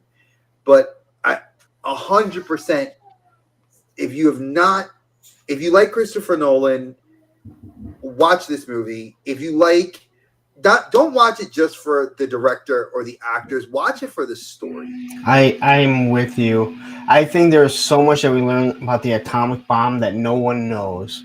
We just had an atomic bomb, and that is what we used to end the war for the most part. I mean, people can say whatever they want. The atomic bomb is what those two bombs are what ended the war, because Japan was done, and now Germany couldn't do anything. Like, they were done. I mean, you can't argue that point. Like, I think like Letters to Iwo Jima and other films don't ever talk about that. Like, we've had films briefly mention it. Even I'm going to say Godzilla -1. If anybody's seen it, great film. I mean, it's one of my top films, and I'm glad it was nominated. I mean, but again, you don't see the destruction. You do see it in that movie, and I think that was a great, in Godzilla you saw that. This is, like Punk was saying, it's that what did it take to build this? What kind of machinations in your mind is, what can I do to make something that's going to wipe out people? And they didn't want to. Exactly. It was the U.S. government that said, we need this, because if we don't do it, Germany is going to. Mm-hmm. And that was where, you say whatever you want. Everyone that was part of this in figuring out the algorithms and how the chemical reaction was going to work, they are part of killing hundreds of thousands of people. Mm-hmm. But they didn't, like, they weren't all like, yeah, we did. Like, they knew what they did was awful. And there's a reason why the A-bomb is not allowed anymore. It's interesting you say that, because I felt like that human nature. Yes. Like, you could see that in the actors, like Matt Damon's in the film too, folks. I mean, there's a lot of A-listers are in this film, but when you see their human sides, like his wife, I think was amazing. I think that was Amy Adams, if I'm not mistaken, was his wife in the film, and she killed it. Like, she was like, we can't do this. Like, you got to look at what are you about to do. Like, when they're showing the testing and like Matt Damon's doing the pressuring, and like you have all this like so many factors and this push and pull over what to do. And then it's like, everybody knows the history behind it. So, I mean, what happened? I know what happened. Watch Godzilla. Has Watch anyone Godzilla. Spoilers. So this is my dark humor. Has anyone seen the reel where it says Japan attempts to break the biggest fireworks record, and it shows what it was, and then it shows the A bombs going off, and it says we still hold the record. Wow. Damn. That's dark humor. I love it. I might. Yeah, he might get canceled. He might have canceled himself there, folks. But I get it, and I think that when I remember I was thinking about this film, saying, I could use The Hurt Locker, I could use Fury, Inglourious Basterds. Fury's another great one, great Brad Pitt film. I could have doesn't age. I know. My son or my daughter was just going like, man, that person doesn't age. I'm like, tell me about it. I'm saying, right? It's man, I swear. But it's like this film, I think, takes a step away from the genre. It opens the genre up to more of a deep dive. Jarhead, they never fire a weapon. Yeah, Jarhead was a weird film. Ever. I hate Jarhead. I was so mad. Gyllenhaal. Okay, I'm gonna give Gyllenhaal is a strange actor in and of himself. I like him, but I don't like him, and I don't hate him. I liked him in Source Code. Yeah, I liked him in that. I liked him in Zodiac. There's some films I really love him in, and then like Jarhead just felt like I don't know. It felt like they were pushing or it was missing something. They were pushing it because look, at that same time Jarhead's coming out, you had like Zero Dark 30, The Hurt Locker. You had that Jamie Foxx movie about the oil, with them going to fight for oil. I mean, you had so many movies surrounding that genre of like the and I don't want to, and I mean no disrespect to any friends of mine, family of mine that were soldiers that suffered through PTSD, but it was, I felt the movie was lacking. It was presented in a way that you were expecting a military movie. And what I mean by that, your classic military. It is a movie that is made to show you many, many soldiers, many Marines. They will never even fire their weapon in combat. And that is all well and good. And you know what? Better for all of those people that never have to, because we see the PTSD of the people that actually serve in combat. But I'm also not going to a movie looking for battles. If you are presenting it as a movie that is telling me that there are many soldiers that never fire a weapon in combat, and this is a story about them, that is different. I felt completely duped, and maybe I read the stuff wrong. I felt the same way when I went in and I saw that in the movies. I remember going in there, and this is back when I was in school. I used to love going to the movies every Friday. I would go see whatever was the new film. And I remember we were just kind of like, okay. I mean, Casualties of War, which is a film a lot of you have mentioned, and Dave and I have talked about it. Michael J. Fox, Sean Penn. That film, again, I don't care about the actors, the story of what those soldiers went through, and the constant ebb and flow of going back to when they were in Vietnam to when they're back home and what they suffered through. I think that was a great film. Dunkirk, I mentioned Dunkirk's another great one. But again, I think Dunkirk falls into that 1917 kind of film where it was talking about a film from a different perspective, a war from a different side that we discussed. One of the reasons I mentioned Godzilla, and I know one of my friends had asked me, he's like, oh, why don't you do Godzilla -1? I'm like, no. They're like, yeah, but it's got, like, if you look at it, it's only the effects of what Tokyo had been damaged from World War II. And I was like, you're right, but it's still a kaiju film. I'm not going to talk about that in a war film. They're not interchangeable. Yeah. You know, Dunkirk is we its might own talk thing. Monarch season 2 when it comes out, but that's Oh another no! story. Yes, and then in the next MonsterVerse movie that's coming out too, which I'm looking forward to. But I again, think go ahead. you can have different types of war movies. Like Red Dawn, I would not consider a war movie because it isn't based on a real war. So it's wholly fictional. Yeah. Yeah, you could do a whole different. You could do a whole different list of like fictional war movies that don't serve an actual real war. You know, Joan of Arc. That's Yeah. another biopic that you can mention that was done. I don't think that was Ridley Scott. Great film. I love Mila Jovovich, but again, it's based on the idea of a character. It's not the actual events that occurred. You know, same with Braveheart. Like there was William Wallace, but again, it's very highly fictionalized. You know, same with the Patriot.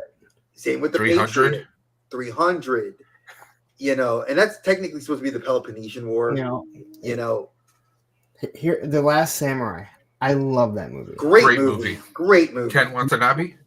I went into it and I said, yeah, like I'm ever gonna believe that Tom Cruise is samurai, and by the time he is one, you're like, once again, Tom, you did it. Once again, Tom, you did it. You know, I believe that he's a samurai because he's a warrior before then, and he adapts into their culture, and he's only willing to kill him because of how much they're going to pay. That's the only reason, you know. Train them in the ways of the Western warrior. Dre, a hero's journey, if you will. I mean, yeah. I mean, again, I think the first half of Dead Presidents was also really good. Again, you know, that plays into kind of like the Prayers of Saint Anne of Saint Anne's. You know, where you're talking about soldiers that are going through something and it flashes forward to their time and back. Again, there's a lot of great films that fall into those roles, but I don't consider them war films. Like Apocalypse Now, you know, I'm going to use The Hurt Locker, Zero Dark 30, 13 Hours, Acts of Valor is another great one that was mentioned by Tony's Figs. Platoon, you know, The Green Berets. Yeah, I mean, Pearl Harbor. I mean, as fictionalized as the film was, those were actual events. Josh Hartnett's in that. Yes, he is. Yes, he is. And Cuba Gooding, another one that looks young, that doesn't seem to age. You know? And let me just tell you, Batfleck. Loved him. Come on, dude. You waited till your best friend dies to take his girl? Come on, dude. I mean, think of it. Well, Armageddon. Remember him in Armageddon? You know? Come on, like, you know, Batfleck had to go get our girl. There was another movie that has it's just recent. It was I had the guy who was fired from the Marvel movies. Okay. Black actor. Ryan Coogler. Okay. No. Our boy that was King. Yes. Oh, Jonathan Majors. Yes. Okay.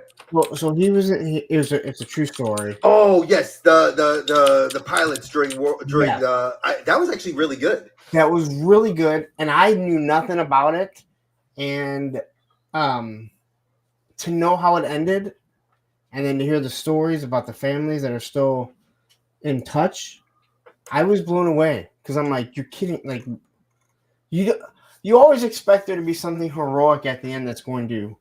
They're either going to die that way or they're going to be saved heroically. And that was like, that's how he dies. Sorry to spoil it for anyone.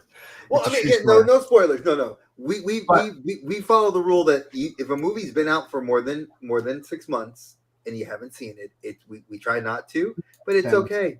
You can watch it again. Devotion. Yep. I remember that was one of those movies 2022. That flew way under the radar. Yeah, it wasn't even in theaters. It was I remember in theaters for like maybe a week, and Him then and Glenn Powell were in it.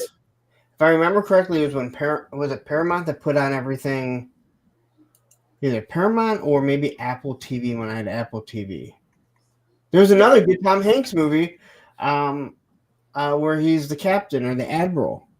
Oh God, well, I've They seen had to some of defend these. the island. They had to defend the island.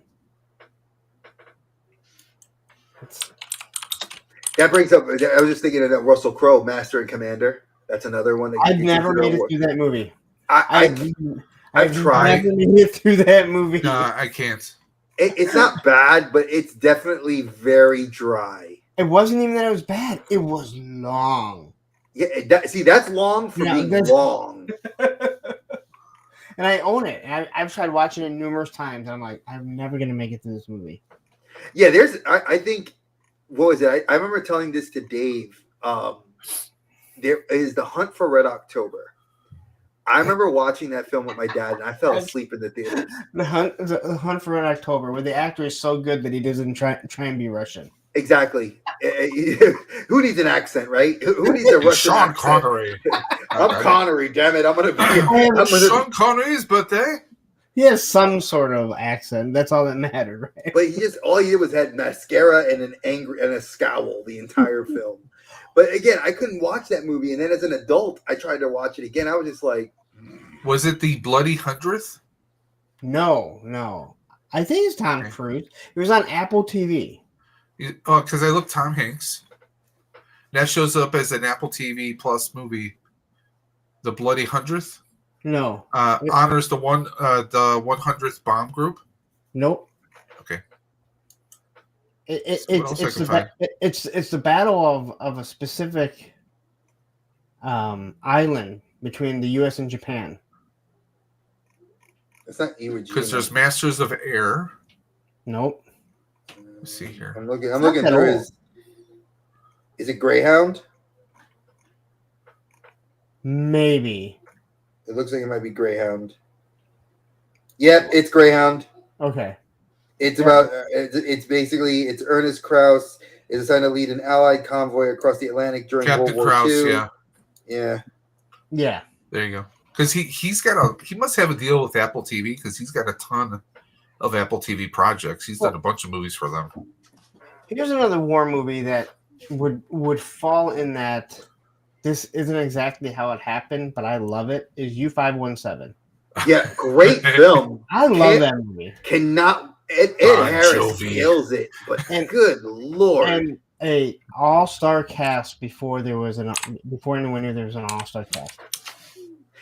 You know what's funny? I love the way you've said that, and it's something I'm gonna have to rephrase when I say that, because Oppenheimer is an all-star cast. Matthew That's a film, McConaughey. but no. Think about it this way: when we look now, at the time period, McConaughey was not a household name. Nope. He becomes a household name after that film. You had Bill Paxton, Harvey Keitel, John Bon Jovi, David Keith. See, I'm trying to recognize some other names here. There's a few I don't recognize here. Let's see here. Harvey Keitel, wow. Now he's a household name at this point.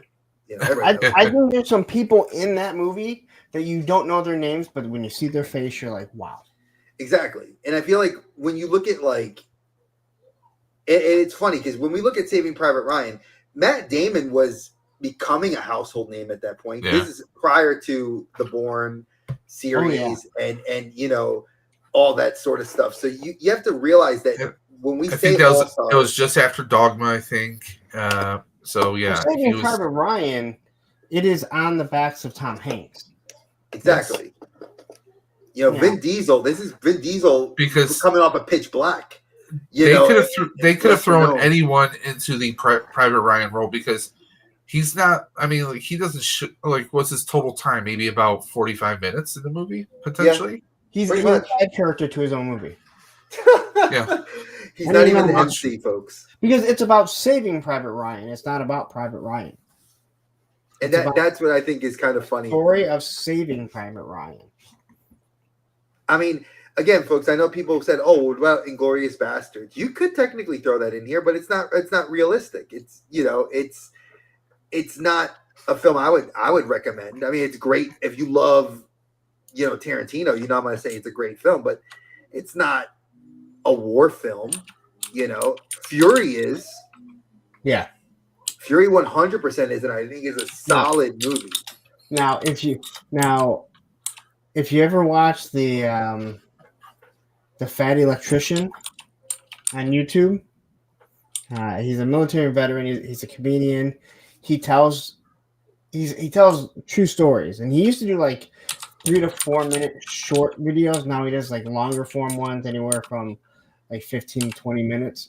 He tells the story of Fury, and he talks about how they bastardized it. Because when you hear the real story of the guy, you're like, wow, that is awesome. Yeah, I mean, and again, we a lot of these movies, and it depends on the directors that get the film and the writers that are writing the film. I look at the people like Christopher Nolan. People automatically say, "Oh, he's Batman, the guy who did the Batman, the Nolan verse." Yeah, but if you look at like Tenet, you look at Oppenheimer, you look at Dunkirk, you look at his other works, you start realizing the guy's got depth, and there's a lot of great stuff that he has interest in doing. The same with like Saving Private Ryan. I forgot.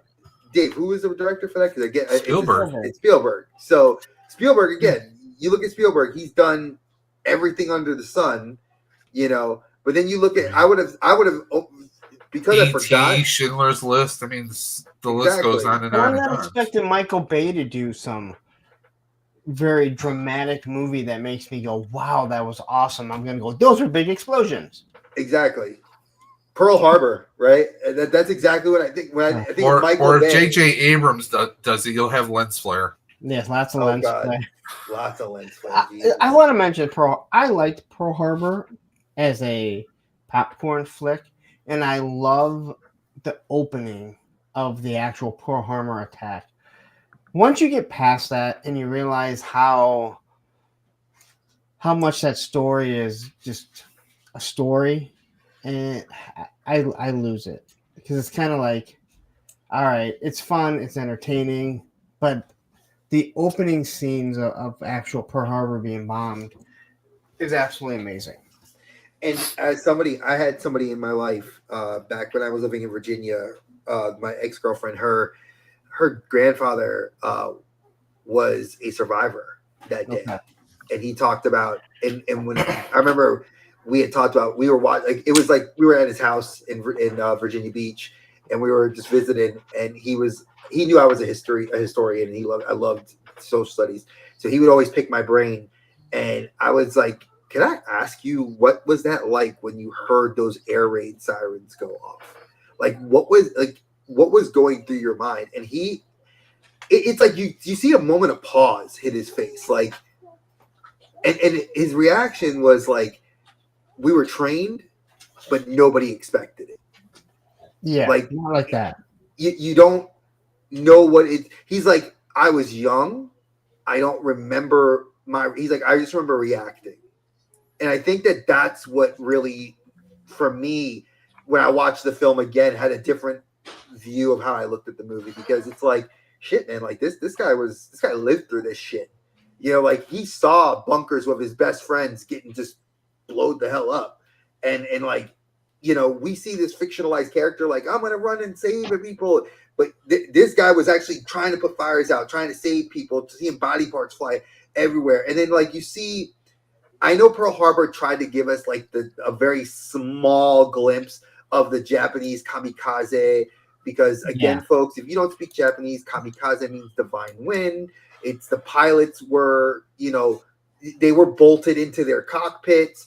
It's one thing why I say, if you really want to see I would recommend watching Godzilla -1, because of the pilot, like, choosing to not want to be a kamikaze pilot and not want to die for Japan. It was actually really more a human story. So I know Dave, when he saw it, was definitely a fan of it. And Michael Bay did 13 Hours. You want to talk about different perspectives? There's a classic movie called Tora, Tora, Tora. Seeing that, love it. So that shows a different perspective, and the kamikaze pilots as well. So, I mean, there was a lot of movies. Like, I considered Bridge on the River, over the River Kwai. Yeah. I mean, there was a lot of films. I was like, I literally I probably had about 50 films, and I dwindled it down to these. Oh, Letters to It was Iwo hard. Jima was. I wanted to do Letters to Iwo Jima because I loved that. I remember that was one of the first films Clint Eastwood did where it's completely filmed in Japanese, and it was the first time I remember going to the theater in my Japanese class and actually getting to practice my Japanese and understanding the film, and I was like blown away. So again, another great film talking about Nimitz and what was going on with the island hopping and why we had to go into those smaller islands, because again, folks, you're looking at like Saving Private Ryan totally does the European side of the war great. There are not many modern films that did I would say the Pacific theater very well. Pearl Harbor aside and Letters to Iwo Jima, but there's you don't really see a lot of the Korean. We don't get a lot of Korean War films. We got a lot of Vietnam films, and again, that's take it for what it's worth. If you want to say it's propaganda, it can be propaganda, but again, it's perspective. People, I've always said it as a historian myself. The winners write the history books, and when you see these films that are more modern, that are giving you a different perspective, I like it. It's refreshing the palate, saying, guess what? People are people, and this shit is not right. Like that's why I think Oppenheimer wins it for me. It's people not wanting to do bad, but pressure, situation, and extreme measures. Yeah, you understand that. Do you want Hitler to have it first? Yeah, like we did it in the Cold War. If you watch the movie Atomic Blonde, not a war film, watch the movie Atomic Blonde. It's about spies and all that stuff. Like you could look at James Bond, but understand that those films were at the height of when we were at major odds for a space race. We were at odds to try to get nuclear weapons. And now look at the more modern Red Dawn. When we say it's a fictitious film, you can say that, but then people argue that like, well, it's North Korea. Look at what's going on now. But again, that film was done a decade before all the issues we have now. So again, if you know your history, which Red Dawn are we talking about? The sequel. I'm talking about the more modern one. The remake. That was filmed in my filmed in my backyard here. Get Out, really? I mean, not in my backyard, but I live in Mount Clemens, and a lot of they used this GI Joes and they filmed it. Yeah, I would have loved that. We had a copier. So, quick story: we had a copier because the building that they were using was right behind our office. They had a copier of ours, and so when I first started seeing everything, it was all red for Russia because there's supposed to be Russia invading. They had to change it because they didn't want to stir up anything with Russia. So they made it North Korea, I believe. Yeah, it was North Korea. Because so I saw all the original posters and stuff with Russia on it because they were printing up the stuff, and if the color wasn't matching, like, well, first off, you shouldn't have read in a really crappy copy like you did. And then, so there was a piece of an airplane that crashed in a yard for like a year because they filmed it there. So they had to leave it there the whole time. But I was at Thanksgiving at my dad's, and there was a guy there that does like science and lighting, and they had to change the front of a bar, and they needed to do all neon lights. And he's like, man, they just come in and they just drop money. They're like, well, we need you to change this. We know we had you do this, but now it needs to be this. And he's like, it's going to cost you. And he's like, we don't care. I was there when they walked in. There was a Target right behind where the studio used to be, and the guy walks in and goes, well, Target has no more lights because we bought them out of everything. But yeah, that was filmed like Mount Clemens is about 5 square miles, and a lot of it was filmed in Mount Clemens. So that's crazy. That's cool. See, it's funny. Like since I moved here, North Carolina, my wife actually didn't know this because my wife's a big fan of the Hunger Games, and I just got her the new book for her and my daughter to read, and I'll read it after them. And my wife's like, I like, babe, did you know like an hour above Raleigh, like there's the city, the district that they filmed the movie at? She's like, really? I said, you went to school at NC State, which is right there. At no point did they ever tell you like that's there. She's like, no. I'm like, wow, like Alexandria, where they filmed The Walking Dead, and my wife's not a Walking Dead fan. I was like, they filmed in the same area in North Carolina too, and she's like, no. I'm like, yes, you can go visit it. It's a whole tourist thing, and it's just funny that a lot of people that live here did not know it. But when I've been here almost 18 years, it's crazy to think that like I still haven't been there, but I'd love to go. So yeah, there was a time they were filming a lot of movies here, and then the new governor came in and cut all the tax breaks. But they had filmed, I think, three different, like they filmed parts of 3 different Transformer movies, and I think for 2 of them they had copiers of ours, and so I was in one of the buildings for Detroit, and it looked down on one of the sets. They weren't filming at the time, but I'm looking down at the set, and I was like, I want to know what part of the movie this is.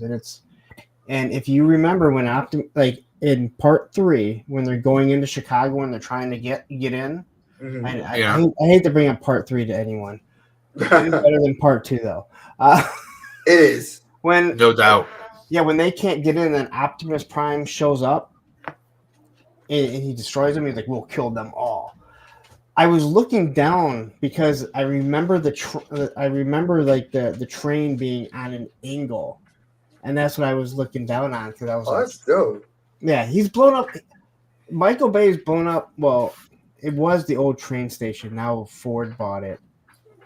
People because what was funny is that there was a couple stunt guys that would come to the skate park while they were filming it, and they found there's a skate park and they skateboard, and so they would show up. And I was talking to them, and like, Michael Bay does wonderful movies, but he is an asshole.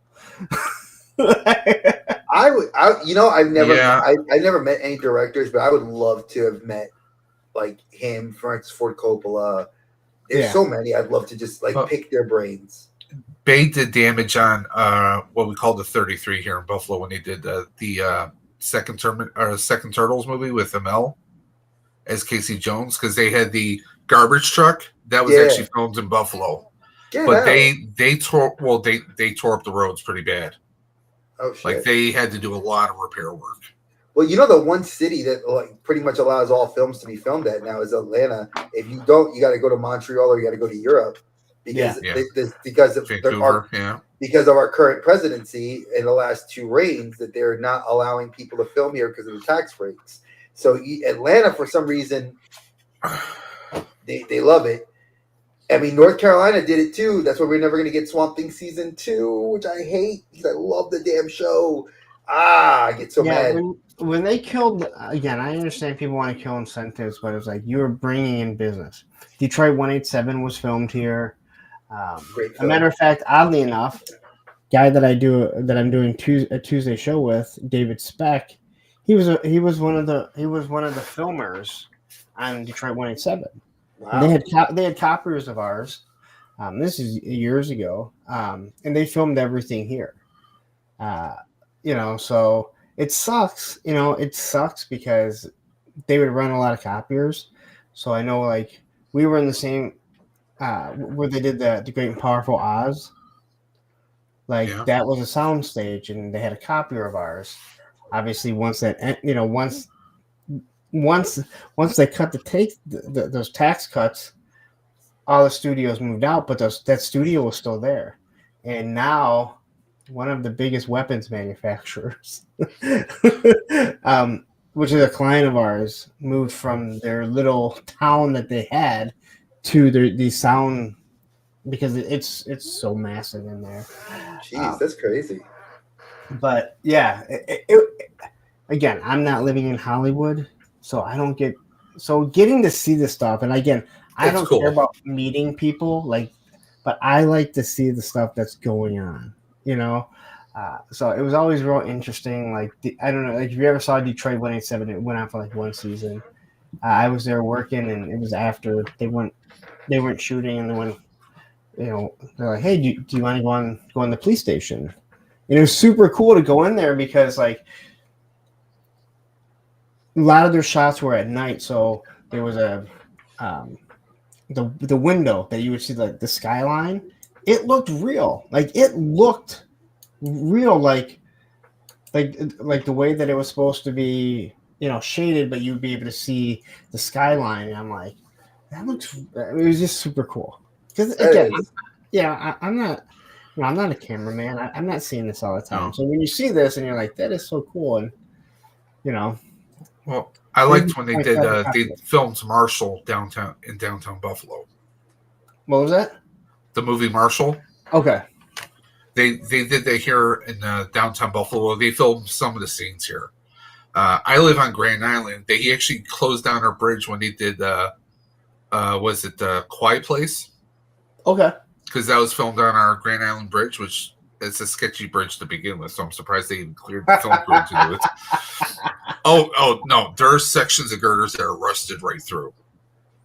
So it's all kinds of sketch. But Marshall, when Chadwick Boseman was there, that was pretty awesome seeing him, because that's a period piece. So it was just that was awesome to see that.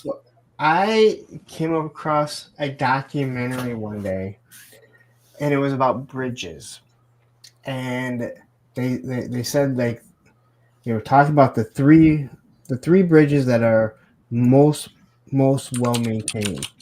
Thankfully for me, one of them is the Mackinac Bridge, is what connects the lower peninsula to the upper peninsula of Michigan.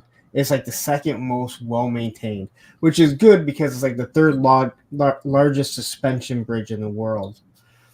And the one guy is talking about, he lives in New York, and he's talking about the Brooklyn Bridge, and he's like, I will not go across it. Nope. He goes, that was not made to take as much. He goes, it's never been fixed, like it's never been changed. He goes, it wasn't meant to take that much loads across it. Now you have these heavy semis. He goes, I think one day going to collapse, and I'm not going to be on it. But like they were going like over different bridges and how unmaintained they are, which doesn't make you feel good. Oh yeah, when it's like, hey, no infrastructure, folks. Like, don't worry about this. Well, Oof. So I felt good about knowing that when I crossed. I don't go up north very often, but like it's nice to know that is one of the most well-maintained bridges in the world. Well, Mackinac, I'm familiar with it because my wife's from Michigan originally. Okay. So when we go see family, we will actually cut into Canada, straight across to Canada to drop down. Yep. It's like a 4-hour drive for us to reach Michigan. Where do you come in at? Because where I live is called Grand Island. Yeah. It's not even a 15-minute bike ride from where I live to Niagara Falls. So we can go right over the Rainbow Bridge, and then we just hop right into Canada. Yeah, but where do you come into Michigan at? Well, she usually does the Mackinac Bridge because my wife's not a big fan of bridges either. Okay. So we'll usually do that because she's the one that, she knows, she's been doing it for years. So she's got family up and down the entire state. Okay. So yeah, but definitely some sketchiness. But the bridge we have here, it's Blue Water Bridge goes through Port Huron. Mackinac Bridge. That's what I was trying to hear find. That? Yes. Okay. She probably knows where. Repeat it again. She probably knows where Mount Clemens is. Or she says, does she need to repeat it again? No, I'm about 45 minutes from Port Huron. He's 45 minutes from Port Huron. Yeah. So he should know his bridges, and he should be correcting you about Mackinac Bridge connecting the peninsulas. No, the Mackinac Bridge does connect the peninsulas. It doesn't connect to Canada. Because he was asking about how do we get there from Canada, because they said we go to Canada. He's the best. Yeah. So he was wondering how do we get in there. We go through Port Huron. Yeah, she says we go through Port Huron. Now you got yelled at.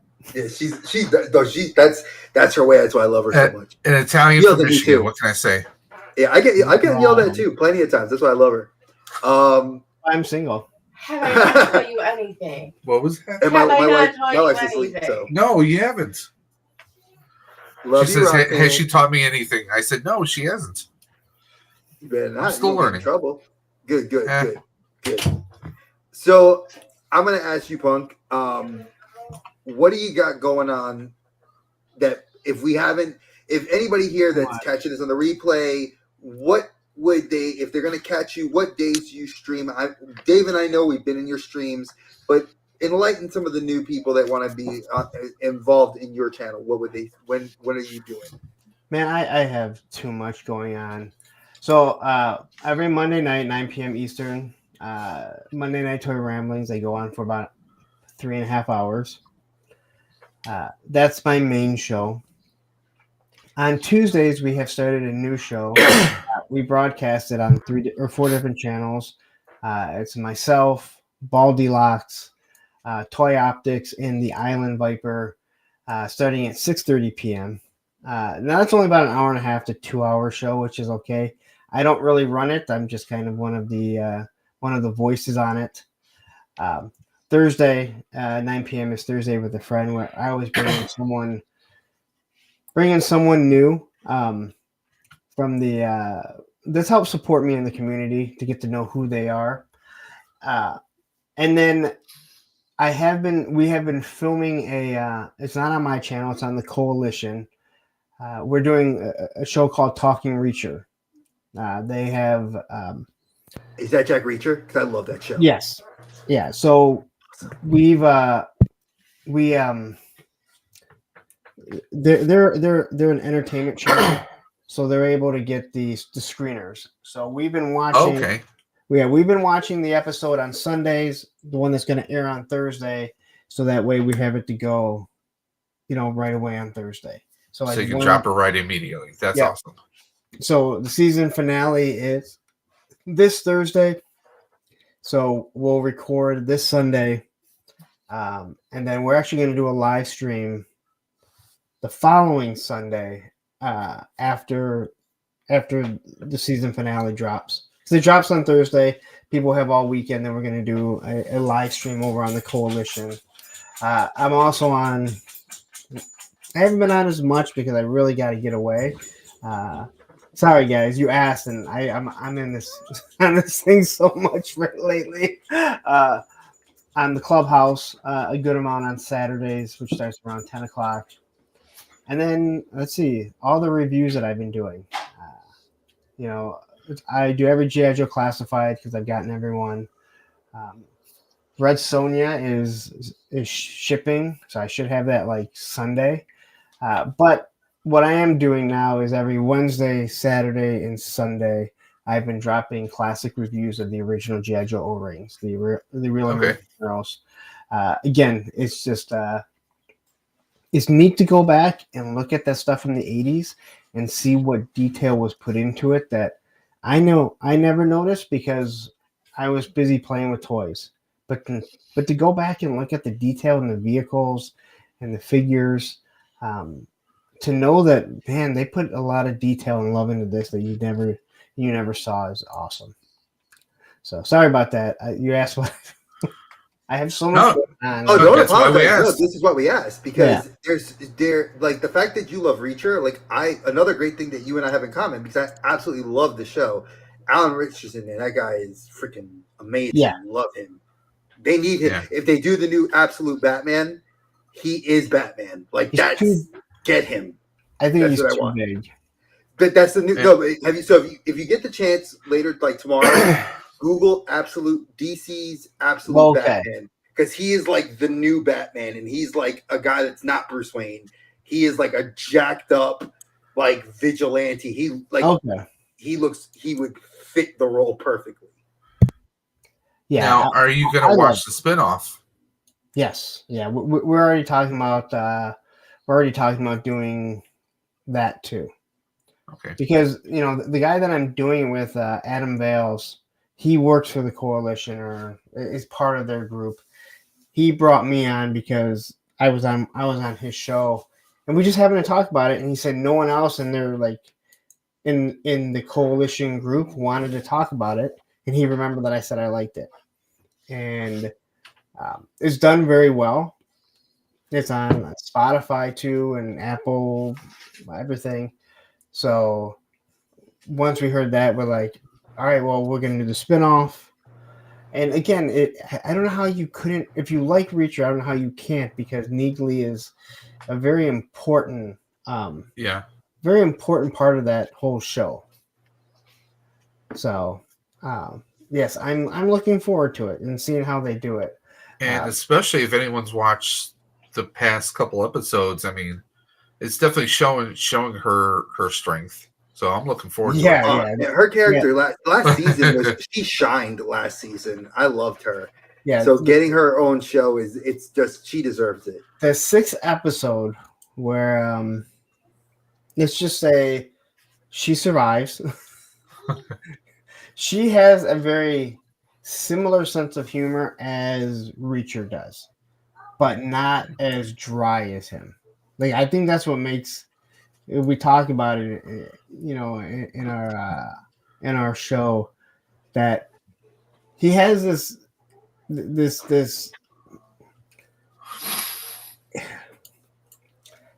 like, when he's making jokes, he's not making jokes normally on purpose, and it just works. Yeah. It's just that dryness how he delivers it. It's just. I love Jack Reacher. I love those 2 movies. Again, Tom Cruise hardly ever does a bad movie. I don't care what anyone says. But the creator of Jack Reacher said that's not the size. He's supposed to be this big hulking man. Yeah. And Alan is that guy. And the fact that they found the guy that is almost a foot taller than him is amazing. Yeah. I love how the author actually had a small cameo in the end of the first season in the diner. That was awesome. But I love the show too. This one's been just crazy. That I really liked season 2, but I still really love season 3 right now. I'm still digging it. This season's been killing it. I mean, I've liked it. There've been some lulls in it. I thought episode 2, and I actually think that this last episode 7 was pretty. They had to fill in everything leading up to. Yeah. Now we've already had somebody. He actually messaged me. Someone made a comment basically saying that, you know, you guys are over analyzing this and you need to just watch it, you know. But we talk about it. When you start analyzing something, like when you're watching it to talk about it, you start over analyzing it. Adam, he can't, like, the whole swimming, him again, if you guys watch it, he swims across. You don't see it, it's all at night. And he's like, how far is that? Like, come on, like, he just swims across this, goes to where he needs to be, then he has to swim back over. I'm like, all right, man, I got to pull you off the ledge on this one. But, you know, you realize how much TV shows don't pay attention to time. Oh yeah, and I think distance don't matter in a lot of shows, right? Yeah, like sometimes they'll be like, you know, 3 days later, and I'm like, huh? Like what? Like, well, but in the last episode, and again, I'm not going to spoil anything for anyone. They make it to California and back in. Yeah, like as if you're driving across town. It was. Yeah, and we that we kind of mentioned, and it was like, if it was New York, because, you know, they're technically in, I think, like Maine or something. They're in Maine. Yeah, they're in Maine. If it was to New York, New Jersey, Maryland, all right, but to fly across the country and then get back, it doesn't make sense. Even if you flew to Detroit, like, you're in and out, right? But to fly across the country to do what you needed to do and then come back, and then it's like the end of the day. I'm like, yeah, no. I don't think suspension so. of belief. Exactly. We do have a sidebar for you though. Beast has said that he wants to know why you do not like Michael J. White. I didn't say that. I said Michael J. White does not like Seagal. Yeah, Seagal. Yeah, and I love Michael J. White. I think all three of us love him. He's a great actor. I have no issues with him at all. Exactly, he's fantastic. I mean, he's great in action movies, and he can be comical. I wouldn't say he's great, but He killed it as Spawn. He killed it as Spawn. Yes, I mean, yeah, but sadly that movie was killed already before he was looks like even he in could it. still play it. That's what I'm saying. Like he wants to. They said because Jamie Foxx, I think, was the one that was like wanting to direct it, and then he was like trying to get John Leguizamo, and John Leguizamo is kind of on his. And I'm not gonna get on a soapbox. I love John Leguizamo to death. I mean, being Puerto Rican myself, I love him, but he is on his I hate everybody for not liking Puerto Rico kick, and I get it because as a guy who's from there, you know, a family there, I get it. But his films are all kind of more family oriented. He's kind of left the action. I don't see him reprising the role of Violator. No, You mean we're never going to get the Pest 2? Lord help me now. but he also, I remember him making fun of comic book geeks, and like he made fun, like it was just a role, which made me say, I don't really care that you had to eat real maggots. I don't care. Like when you say something like that, and how he basically just insulted everyone that went to see that movie because he looks down at least at the time, he looked down on, like, you know, comic book guys, and then you're kind of like, I'm glad you had to eat the maggots. Good for you know, good. You deserve exactly. it. Like you want to, like you were in. He did so many great films like Moulin Rouge, and I mean, I love him in. God, I love him in that chess movie I was telling you about, Dave. There's so many films that he's done, and I know he did another one recently about a dad and his daughter, like kind of being estranged, and it looks like it's gonna be a fucking hit, and I'm excited. John Wick, he did it. I mean, fantastic. He's the one that punches the guy's son. When He's did like, you disrespect my son? Yes, why did you disrespect my son? And he's like, do you know what he did? Exactly. Do you know what he did? He stole John Wick's car and killed his dog that his dead wife sent him. Exactly. We don't have to do the revenge film, Dave. I think we need to do that. There's so many revenge films. I mean, hell, we can go. John Wick is number one on those. Lone Wolf McQuade. I mean, there's so many different ones over the years. I mean, Taken. There's so many vengeance movies. He was in The Menu. Get the fuck. Yes, he was. He was the weird director, the actor in that movie. That he was like the actor that was causing all the problems in The Menu. That movie was another good movie too. I think I don't even know how you would phrase it. A great topic would be Violent Night.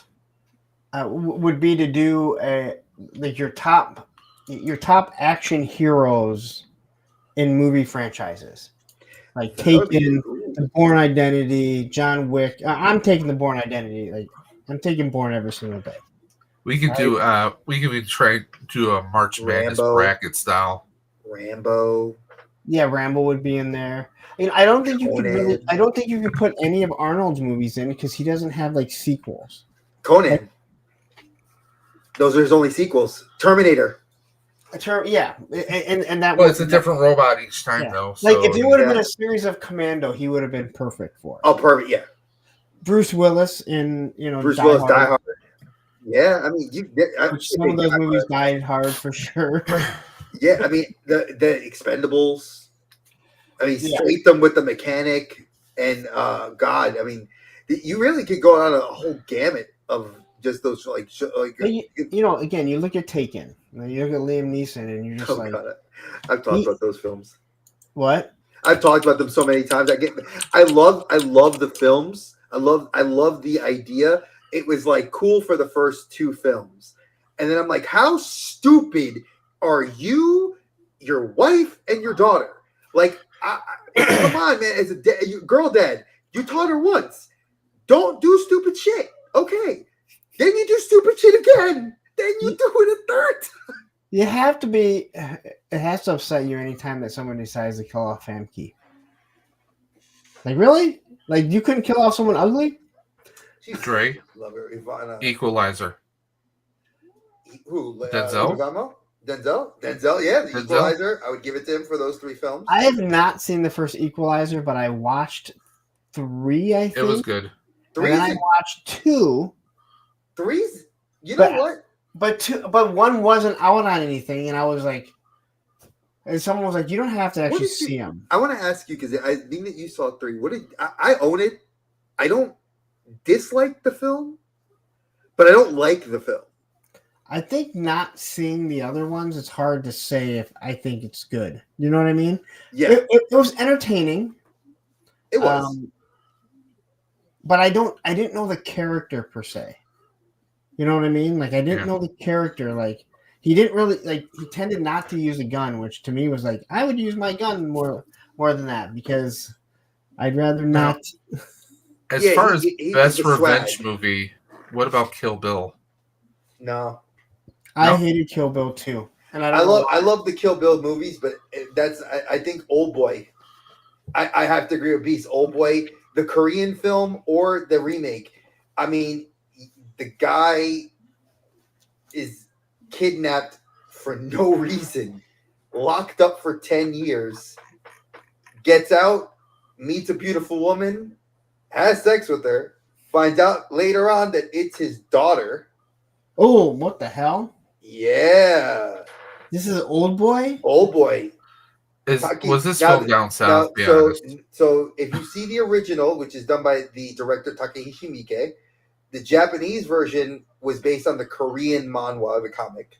And it was like god awful. Like the guy basically, since he's locked up, he's in a hotel room for like 10 years and they have a TV and he just starts training himself how to fight. Like he's a salaryman. And you see him just like beating up a wall and starts like being just hyper violent, which is Miike's style.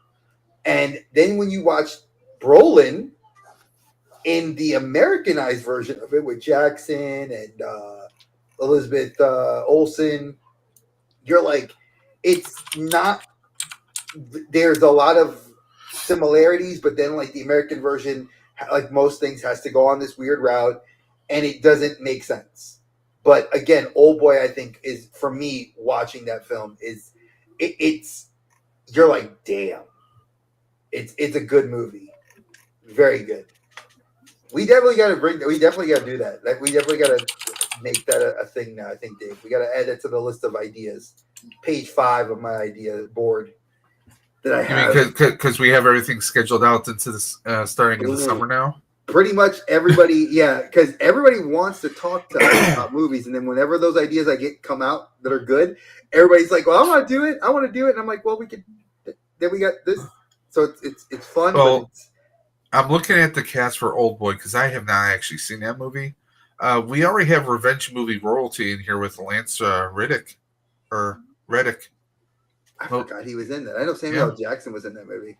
Rami Malek is in there. I actually want to see his new one that he's got coming out. Yeah, and I want to. He's like an analyst for the CIA or something. Like he's just a desk jockey. So just to bring it back, because I know that we had deviated like we usually do. I know that when we like Larry's been going over what he's been doing, what he's got going on. I apologize that this week's episode did not come out for representation. It was supposed to be Voltron, the legendary defender. I have everything done. I just never got to edit the video and get it up. I'll get it out to you guys next week with 2 videos on Friday, so I apologize. And I did want us to discuss that next week's episode is going to be another fun one. It's going to be spicy, folks. Expect some spice. We not have that kind. Archer, not the one with squiggly lines. Not that kind. Archer, Dave, and myself are not pulling any punches on the critics. We're going to tell you what the critics thought of whatever of the shows we picked, and I have fervently yelled at people. I have shitted on some people's beliefs, and I'm not going to pull my punches. If I like it, I like it. I don't like it, I don't like it. And that's how we're going to look at and discuss the movies and shows for next week. Archer he's on vacation right now, so when you catch him when we play Archer, I hope you're enjoying Florida. But that's what I have going on. I know, Dave, you have some stuff with the Ride for Roswell. We've announced the Stream for the Cure. This year is going to be 24 hours straight. Like a madman, I'm going to attempt a 24-hour straight stream.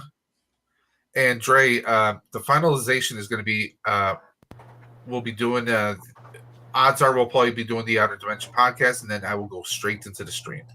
All right, that's fine with me.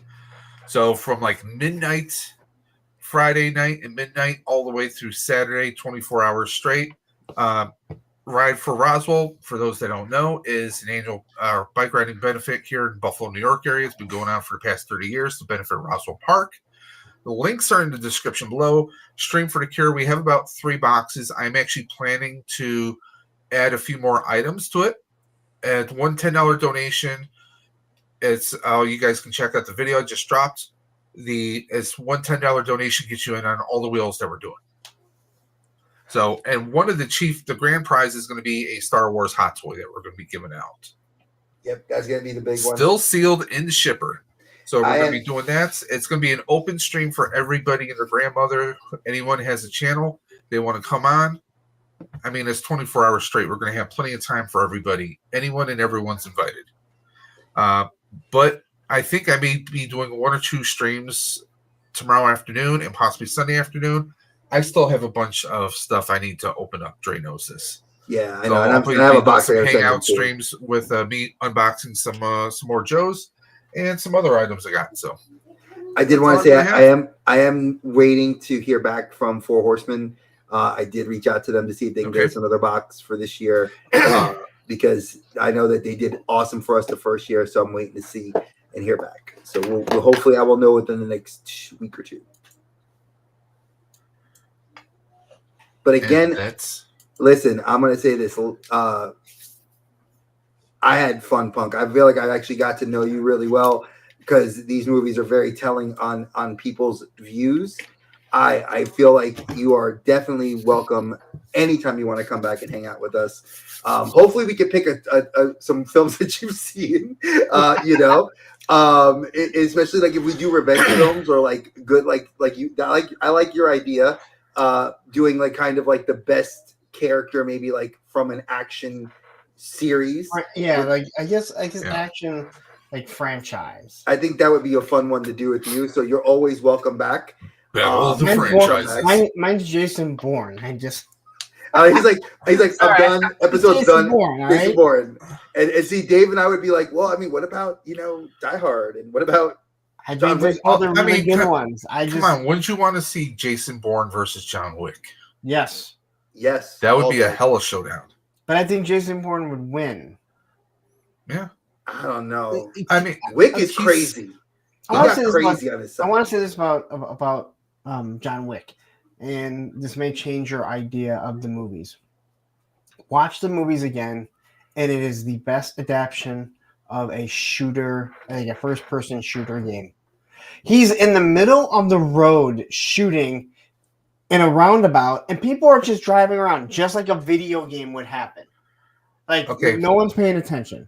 Grand Theft Auto John Wick edition. Let's just make it happen, people. Come on. Well, I'm sure people are going to mod it with the new GTA coming out, but also he's missing a finger now. Yep, he is. He's down a digit. But I mean, I will say this: people have said that it's based on since it's based on a comic book. It's a superhero film because you really can't kill him. What's the new John Wick? It's not a John Wick movie. The ballerina.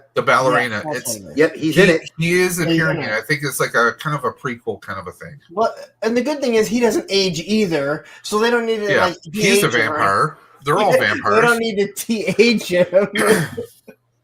No, I think it's actually Hollywood. So if I'm not mistaken, the ballerina is supposed to take place in between 3 and 4. That's what if I remember reading. I haven't even read anything about it. So it is kind of your prequel adjacent.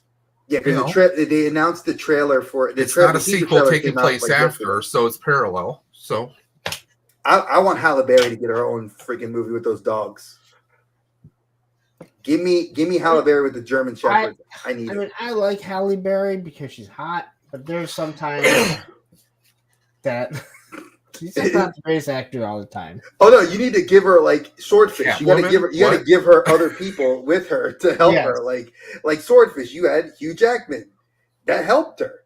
I think you give me a movie like that where you put, maybe Wick in it, who knows?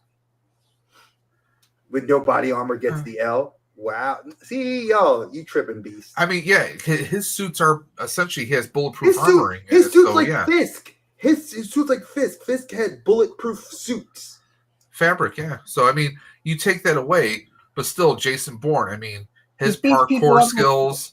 I mean, He his beats people technical up skills are just insane. with a magazine. Like a trained assassin, he's killing with a magazine. John Wick beat the guy up with a book. That was awesome. That was a great scene too. I love that scene. You want to see a little trick? I'll make this disappear. No, I mean, he killed him with a pencil. He killed the dude with a pencil.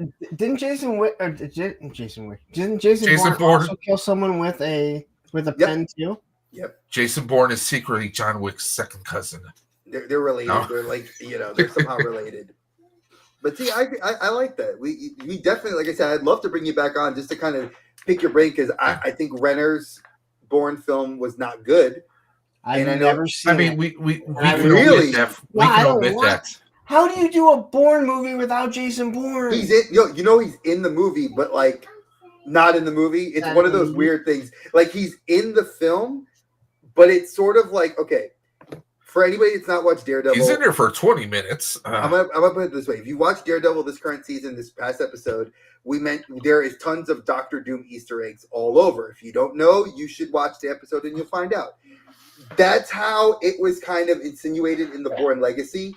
It's like you see a picture of him on the References were news, dropped. and they're like, they mention Blackbriar, they mention all these stuff around it, and then they're like, well, we found out today he's dead. Treadstone. And you're like, what? He's dead? Like, huh? Like, but then like you find out later on in the movie he's not really dead because they catch a video footage of him. So it's like, but I'm like, it's Renner, and I know Renner is kind of in that same like Carl Urban, how he was in the other films, like Yeah. But it's weird. But even And I like the Jason Bourne movie, but I did have a problem with like all of a sudden he's super jacked. He's super jacked, and he's like in a fighting ring, and I'm like, this is the reason what made Jason Bourne so awesome is he was just your normal guy, not in bad shape. He looked like Joe Average. I mean, Yeah. come on. He did all that stuff with his amnesia. Yes, And then, obviously he gets his memory back. And I'm just, it was, I mean, 1, after 2, the and 3 first, are awesome, but after if the it was first on right movie, now, I'd be watching that, and not talking to you guys. Like, oh yeah, after the first Yeah. movie, I went and I read all the books. okay. So, I mean, it's, to me, I don't Jason Bourne read. definitely is, I don't read, so. okay. the audio, you can get so I didn't read the We first could probably book. find one with pictures. There's an audio book that was actually really Want a good. pop-up book?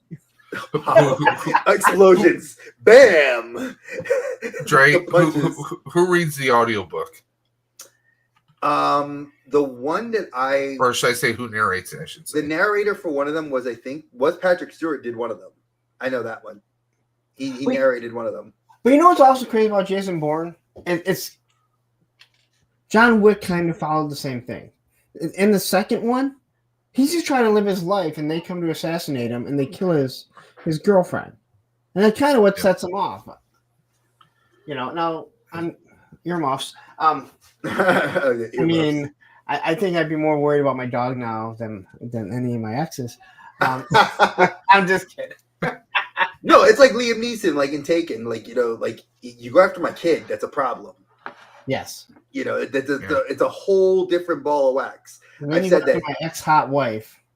There's a problem. Yeah, it's a problem because eventually she hooks back up with him, and then they kill her. She was Jean Grey in the X-Men movie. So, I know. And And she he was killed her in feeding. that one too. And what was it? On a top on one of the James Xenia Bond. on the top. And then GoldenEye. Xenia she's on the hot. top.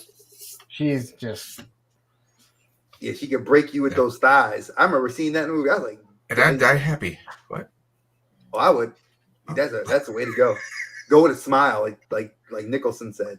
Eh? But I think, folks, you've heard like all the fun stuff. You guys know we have some great stuff next week. Look forward. I know we're going to be off the week after, and then we are going to be going straight through till the 9th of May, and then we're going to be off again. So just expect some fun stuff. Like I said, spicy topic next week. Yeah. And then we're going to be coming back. I know that we have Archer. Then we have. Yeah, we're talking about the woke content next week. We'll see. Who's left standing. So we have Archer. Then we have Then we have Oz. Then Ed, and they're going to present their lists. And Ed's going to be more of a topical genre. We're going to actually be taking movies from genre perspective, which I think is going to be a lot of fun. And then we have Thanos coming back, and then it's going to be Brick for our Sentai discussion number 3. Number 3. Be expecting some fun times. And like I said, Punk, you are very welcome, my friend. I had a great time with you tonight. I would love to bring you back on when you got some time in the future and definitely talk some more action films. And we can definitely talk about the Steven Seagal films and all that. I mean, I can talk other things. Of course, I'm not a horror guy, but comedies and. You know, we haven't. That's the one thing Dave and I've been wanting to do. We were talking about doing some great comedies. Too many comedies. We And have to break it down. We have to go break down certain categories. The categories of what type of. Because you just said comedies. Yeah, you're right. There's way. I mean, that could be the scary. That could be the scary movies. That could be Police Academy. It could be, could be. We can go on and on. The Naked Gun movies. I was just always on my mind. Yeah.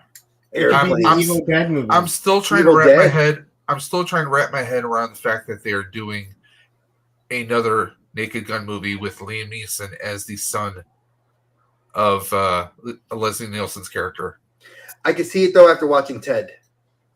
Dude, this breakfast cereal, is it really for kids? No, I think what's crazy is I always thought that if they did a remake of the A-Team, they should have gotten Liam Neeson because he was so close to looking like George Papar. But then, obviously, he's gone. And when they did it, they got Liam Neeson now, who's going to play his son. I don't know if Will Ferrell is the GOAT, but man, Will Ferrell does some amazing. I love the Anchorman movies.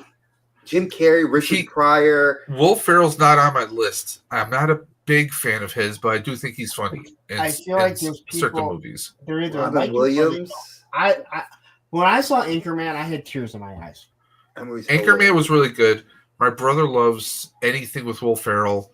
Wedding Crashers. Come on, Meatloaf. No, come on, dude. Like, you're my boy, Blue. Old School. Yes, yeah, Old there you School. go. Old School's a good one with him as Frank the Tank. But there's some stuff. It's just I don't know. It misses it sometimes. I'm not a diehard Will Ferrell fan. No, but there's a couple. I think you got to look at Jim Carrey. You have to look at Robin Williams, Richard Pryor. Jim Carrey, one of his breakout roles. I mean, he was in the Clint Eastwood Dirty Harry movie, the Deadpool. I mean, shit. That's a. He was playing a mascara wearing rocker that is on a Deadpool list. Early on, Jim Carrey did some good stuff. Then but then he got into doing some more serious stuff, and then he did like family comedy, like Mr. Popper's Penguins. Right? Is that? Yeah. That was good. Like, but then he did the Truman Show. Right? Yep. And that was his breakout. People consider that to be the breakout film, even though you got to look at The Majestic. What was it? 23 was a good one. 23 was another great one. You look at Ace Ventura was amazing. Ace Ventura was off. Or Ace Ventura 2 was awful. It was. All right. Other than we went to the movie theater, and the only time I laughed was when I think he's talking to someone, and the whole time he's like shooting darts, and it's the guy that's standing on the spitballs. He sounded the thing. He's like Iquitsuorcha. What does that mean? But when you talk about Jim Carrey, you cannot leave off stuff that he could no longer do, like on Living Color. The Mask. Oh God. No. Oh no! Some of the stuff he did on Living Color, like Fire Marshal Bill. Fire Marshal Bill. Was it Vera DeMilo? They could not do Vera DeMilo. They could not do. No. All right, but I think of Vera DeMilo, and you realize how flexible that guy was. He would just drop down to the floor in a most awkward position. The Mask. Just think of the stuff he did in The Mask. Yeah. They didn't have to do a whole lot of CGI. Like his face was just like, I mean, you ever see him do impersonations of like Eastwood and other people? Like Yeah. he's insanely flexible. And his It was Sonic, weird his seeing role him in Sonic Kick-Ass was awesome. 2. It was weird seeing him in that one. I Kick-Ass 2. I liked him in Kick-Ass too. It was I just didn't different see because that. he's doing like this kind of like Brooklyn kind of New York He was Italian trying to be accent. the Punisher. He was Yeah. trying to be the Punisher. And Captain America, if you took Captain America and the Punisher Yeah. and you mashed them together, terrible idea, but Yeah. they Well, did it. I mean, here's a classic of his: Earth Girls Are Easy, with No. him, Damon Wayans, And Jeff Goldblum, Gina Davis. Yeah, Once Bitten.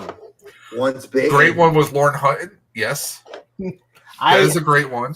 I loved that movie. We watched it so many times as a kid. I didn't understand what being a virgin really was at the time. I didn't fully understand it, and my parents never kind of filled me in. But I loved Once Bitten. It's such a stupid movie, but Yeah, I mean, Jim Carrey's definitely. If you got to say anyone's a modern goat, I think I got to say Jim. Yeah, I mean Robin Williams Because- is another one for me. I mean, I guess Richard Pryor for Harlem Nights and well, for, see, you know, see, Eddie that's another. Murphy, I mean, That's another comparison. Is Eddie. with Jim Carrey, he's got a lot of emotional demons and depression. And look, we lost Robin the same way. Robin Williams dealt with his demons. Robin Williams, and the reason why I wouldn't put him on there is because some of the other roles that he has done are so good. That Dead Poet he's not Society. just a Patch comedian. Adams. Yeah. Yeah. I mean, even when you go back to looking at to Pan, right, Mm-hmm. and how he was like, it was a comedy, but it wasn't like a comedic comedy. But then you look at Goodwill Hunting, Goodwill Hunting. which that's another movie. If it was on right now, I could watch it. Maybe it's Matt Damon. I don't know. I mean, I can watch that. I There you can go. watch it all the time. I mean, he did absolutely wonderful, wonderful movies other than just comedies. But there's a lot of good comedic actors. And Richard Pryor did one or two serious films too. See, I mean, what was it? Him and a lot of him and comedians can Gene do Wilder. Hear no evil, see no evil. That's a great one right there. Great film. They did the Silver Streak together. They did a bunch of movies together. Here's a topic for you. Actors or actresses with 9 lives, and what I mean by that is Michelle actors Pfeiffer. or actresses that tend to constantly have new shows that do well.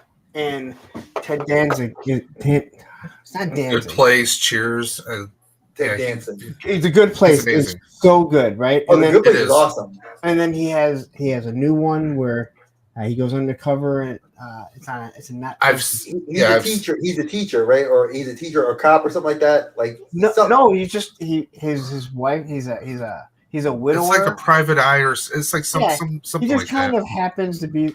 He kind of gets thrown in there. He's in the mayor. He was good in the like that guy. Just like we were actually talking about Man on the Inside. Man on the Inside. He infiltrates an old folks home, and it's just hilarious. I think everything he does, he's really good at it. Other than maybe 3 Minute a Baby.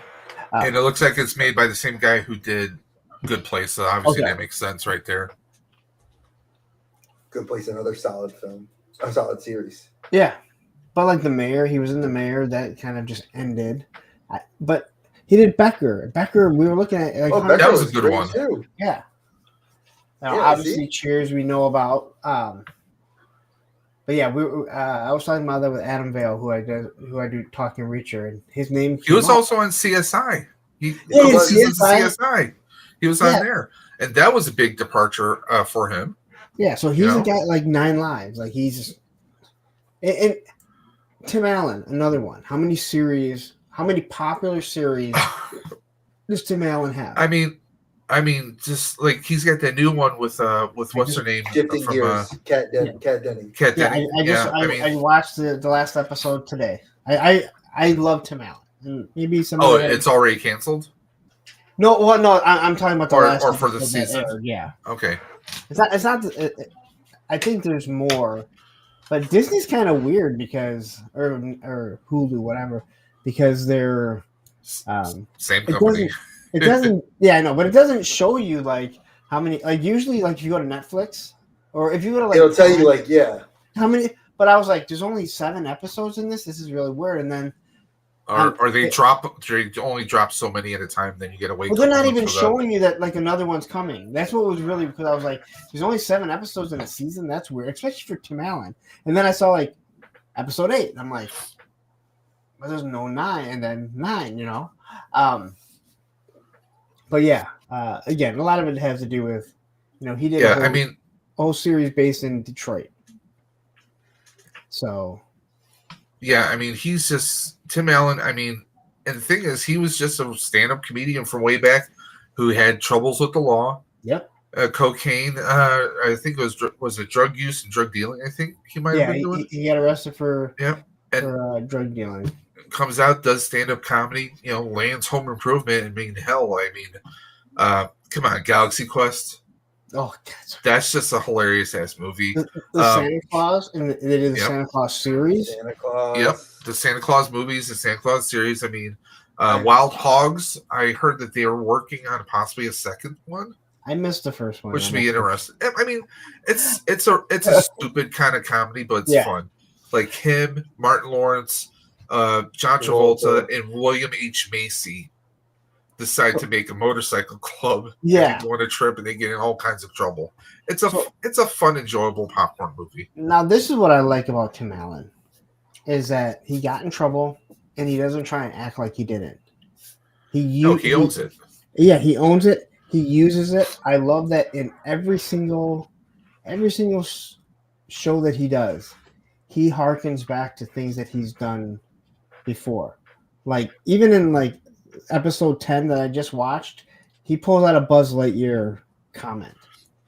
Or what was the show he did where he's like a video vlog? He's like a vlogger. That's That show finished, and that was really good. Last Man Standing. yeah, Last that's, Man I Standing. love that show. He used to make cracks on that he show had himself. about home improvement. He had himself meet himself. Like his wife Nancy Like the Travis last is like, episode. oh, you got to meet this guy, and they're talking back and forth.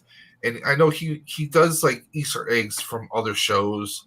They make jokes about like cancellation and dying and everything. I mean, Well, because like he got canceled, yeah. So yeah, and they had to move. They had to move networks and like. yeah. They went to Fox, I think. Yeah, which is So- odd that ABC would bring him back Yes. and have 2 shows because they did the Santa Oh. Claus with him. Then they did, now they're doing the shifting gears. I with him. wouldn't be surprised if maybe he did a deal like, oh, you want me Disney? You want me to come back to do limited series of the Santa Clauses? Okay, I want a shot at a pilot for ABC. But you know what? They also got You it know? for Toy Story 5. That's the. But you know why?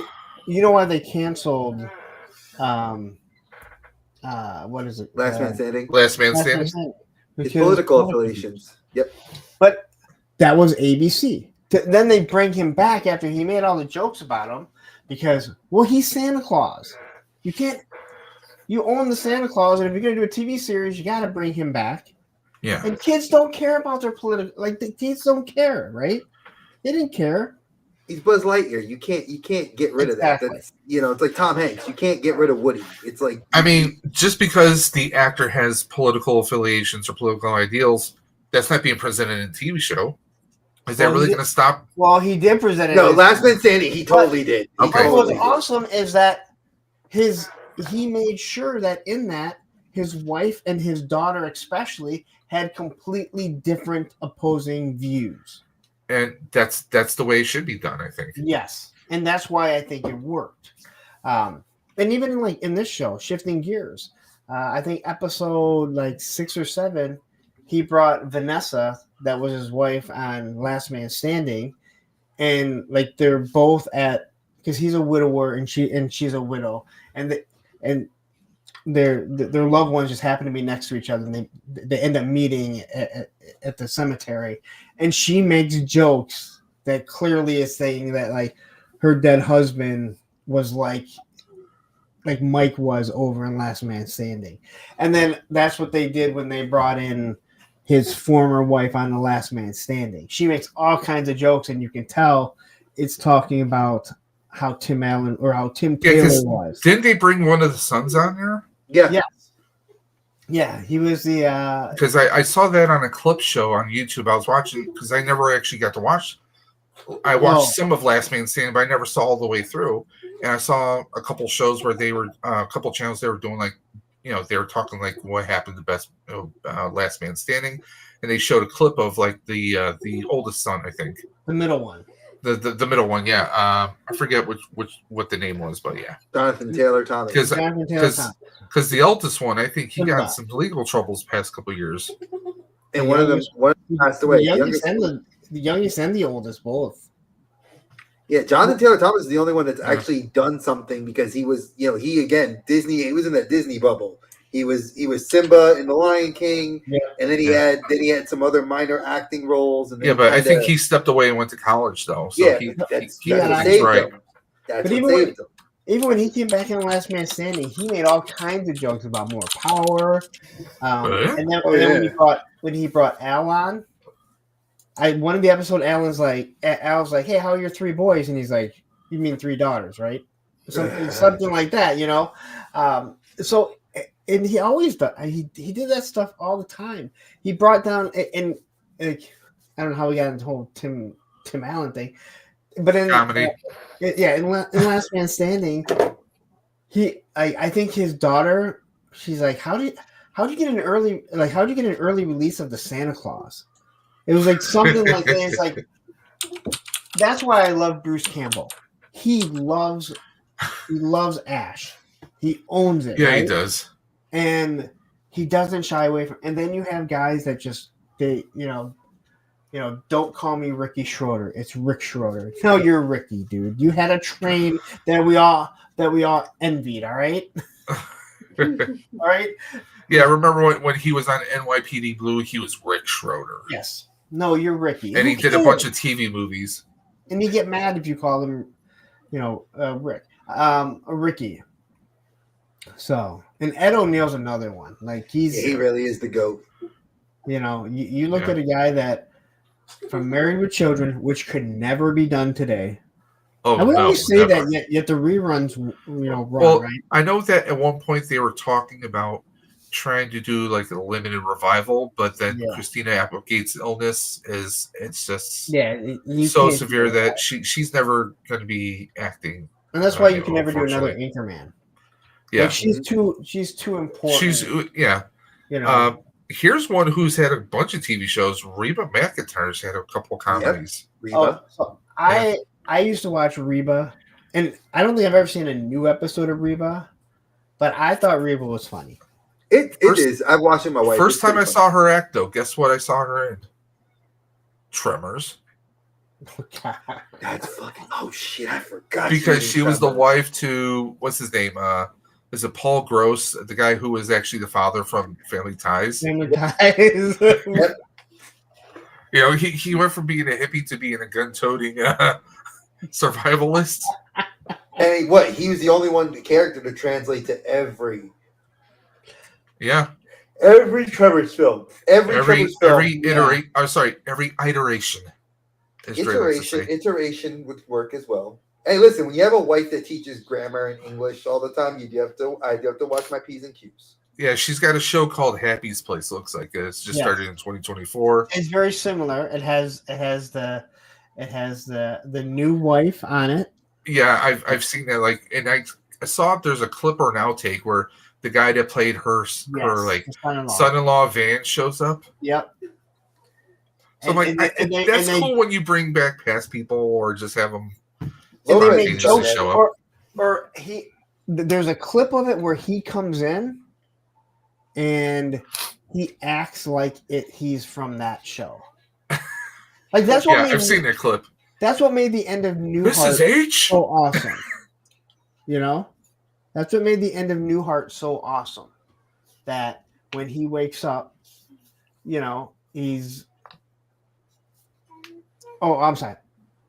the end of Newhart, when he wakes up, he's Bob Newhart, and he had It was his dream. Am I saying it right?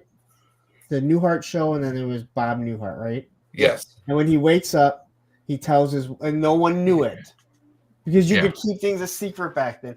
No one knew it. It was his wife, and he's like, "Oh my god, I just had this dream that we own that I own this, this hotel and everything." And it was like, that is awesome. That was pre-internet, of course. So yeah, you could keep so much secret. I mean, it's now you just got to threaten people with NDAs. You got to do NDAs on every, I want to have a discussion with you. Here's an NDA. Or when Dallas brought Bobby Ewing back, and a whole season never happened because Patrick Duffy from Step by Step. So. And I think they did a parody of that Dallas ending towards the end of that show. I think I was just watching Where Are They Now with Step by Step, and it got to the youngest daughter, who was the tomboy. Yes. And I looked and I went, "Oh my god!" And I call Olivia, my daughter, and I'm like, "That looks just like you." And she's like, "No, it doesn't." So of course I do a side by side, and I send it to the family group, like my ex and my daughter, and my other daughter. And your other daughter? Wait a minute. So that's a Newhart joke. Sorry. Yeah. And Emily is like, "Oh my god, it looks just like her." And Olivia's like, "It doesn't look anything like me." I'm like, "Oh my god, it does." And she tried to make the face like her, trying to be like a snot about it, which didn't help her cause. But I'm like, "Oh my god, it looks just," and because I had her put on a hat backwards and everything, the way the picture looked. I like that. So I'm actually looking her up right now. Apparently, she's been doing She's directing stuff now too. The youngest daughter. Yeah. And you realize the oldest daughter was my two dads, who was Paul Reiser and BJ. Yes, she was. She did a lot of stuff back then too. She was pretty popular. But the middle daughter, the dark-haired, my damn camera, stop it. There we go. I'm still trying to get the hang of it. If I make a certain gesture, it does a zoom in effect. Because my camera actually follows me around, so I got it at a good deal on Amazon.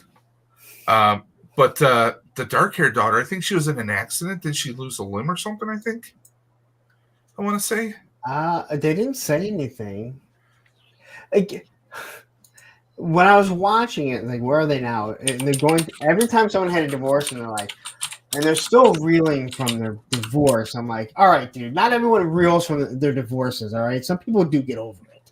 All right, or some of us relish in it. They wanted it exactly. I've been through one before. So I know. Some people I know jump up and down with joy and elation. What did my hobble, my crippled hobble ass? No, you can say me because it was me because my crippled ass. I mean, cartwheel the day when I got my paperwork. I was like, "See, bitch."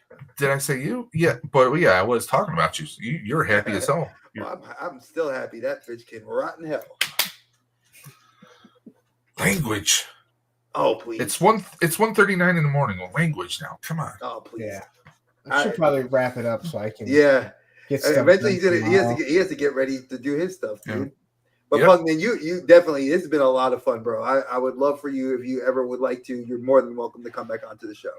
Yeah, if you guys have a topic and you need someone, let me know. And I have to scale back on everything I'm doing. I'm just like, all right, dude, this is. Yeah, when you're popping up everywhere, every which way loose, it definitely runs you down. And me and Dre, we decided because we joked around about, we're gonna have Punk review the G.I. Joe movies. Right? No, that's not gonna happen. Oh yeah, we wanted to do. We actually joked about that. I was like, we should do the Joe movies. He's like, nah. I'm like, nah. That's a little too on the nose. And do we really want to torture him like that? Yeah, I want to torture myself. They're not that good. Exactly, they're not good. No. The second one is like the best, and it's like Adrian Pilecki. That's the only reason to watch it. The only reason to watch it. The first one, I thought the casting was really good. I thought the Baroness, Scarlet, they were dead on. I hated them trying to shoehorn a heavy duty into it rather than go with a roadblock and actually get a better actor. Marlon Wayne's it didn't fit. I don't think it fit right. It was. I tried. He's funny. He's amazing, but I was happy to get Channing Tatum blown up in the second movie. A lot of people were. I was so. Well, you know happy. what? I don't think he made a good Duke, but in 21 Jump Street, he is hilarious. All right. My name is and I mean, come on. He eventually made a name for himself. Exactly. Yes. Give it to him. Give it to him. But again, folks, listen, you guys know where you guys can catch Punk. We have all his links in the lovely information below this video. Definitely, if you have not subscribed, give him a subscribe. He's very good at his content. I love the reviews. And definitely, if you guys are into Reach or his other projects, definitely check those out as well. You guys know what we're doing on our show. We have a ton of crap that we're doing. And like I said, look forward to what we got coming out next Friday with Archer. That's going to be I think it's going to be fun. And just look forward to the stuff we're going to be having for a Ride for Roswell. Yep. And, hit us up. We're always looking for new topics, new people to bring on. And, Dave. And we also do TV shows. Don't forget that, guys. We do. Because we had Allison on for some amazing TV show fun. And we're going to be doing that again soon. Yeah, with Thanos. We got him in a couple weeks for that. Yep. So, as Dave and I always say, watch your heads as we exit the portal, folks. We will catch you on the flip side. Take care, guys. Peace, guys. Dre and Dave hit it hard in the dark, spinning tales from the void, never bark. Movie shows, they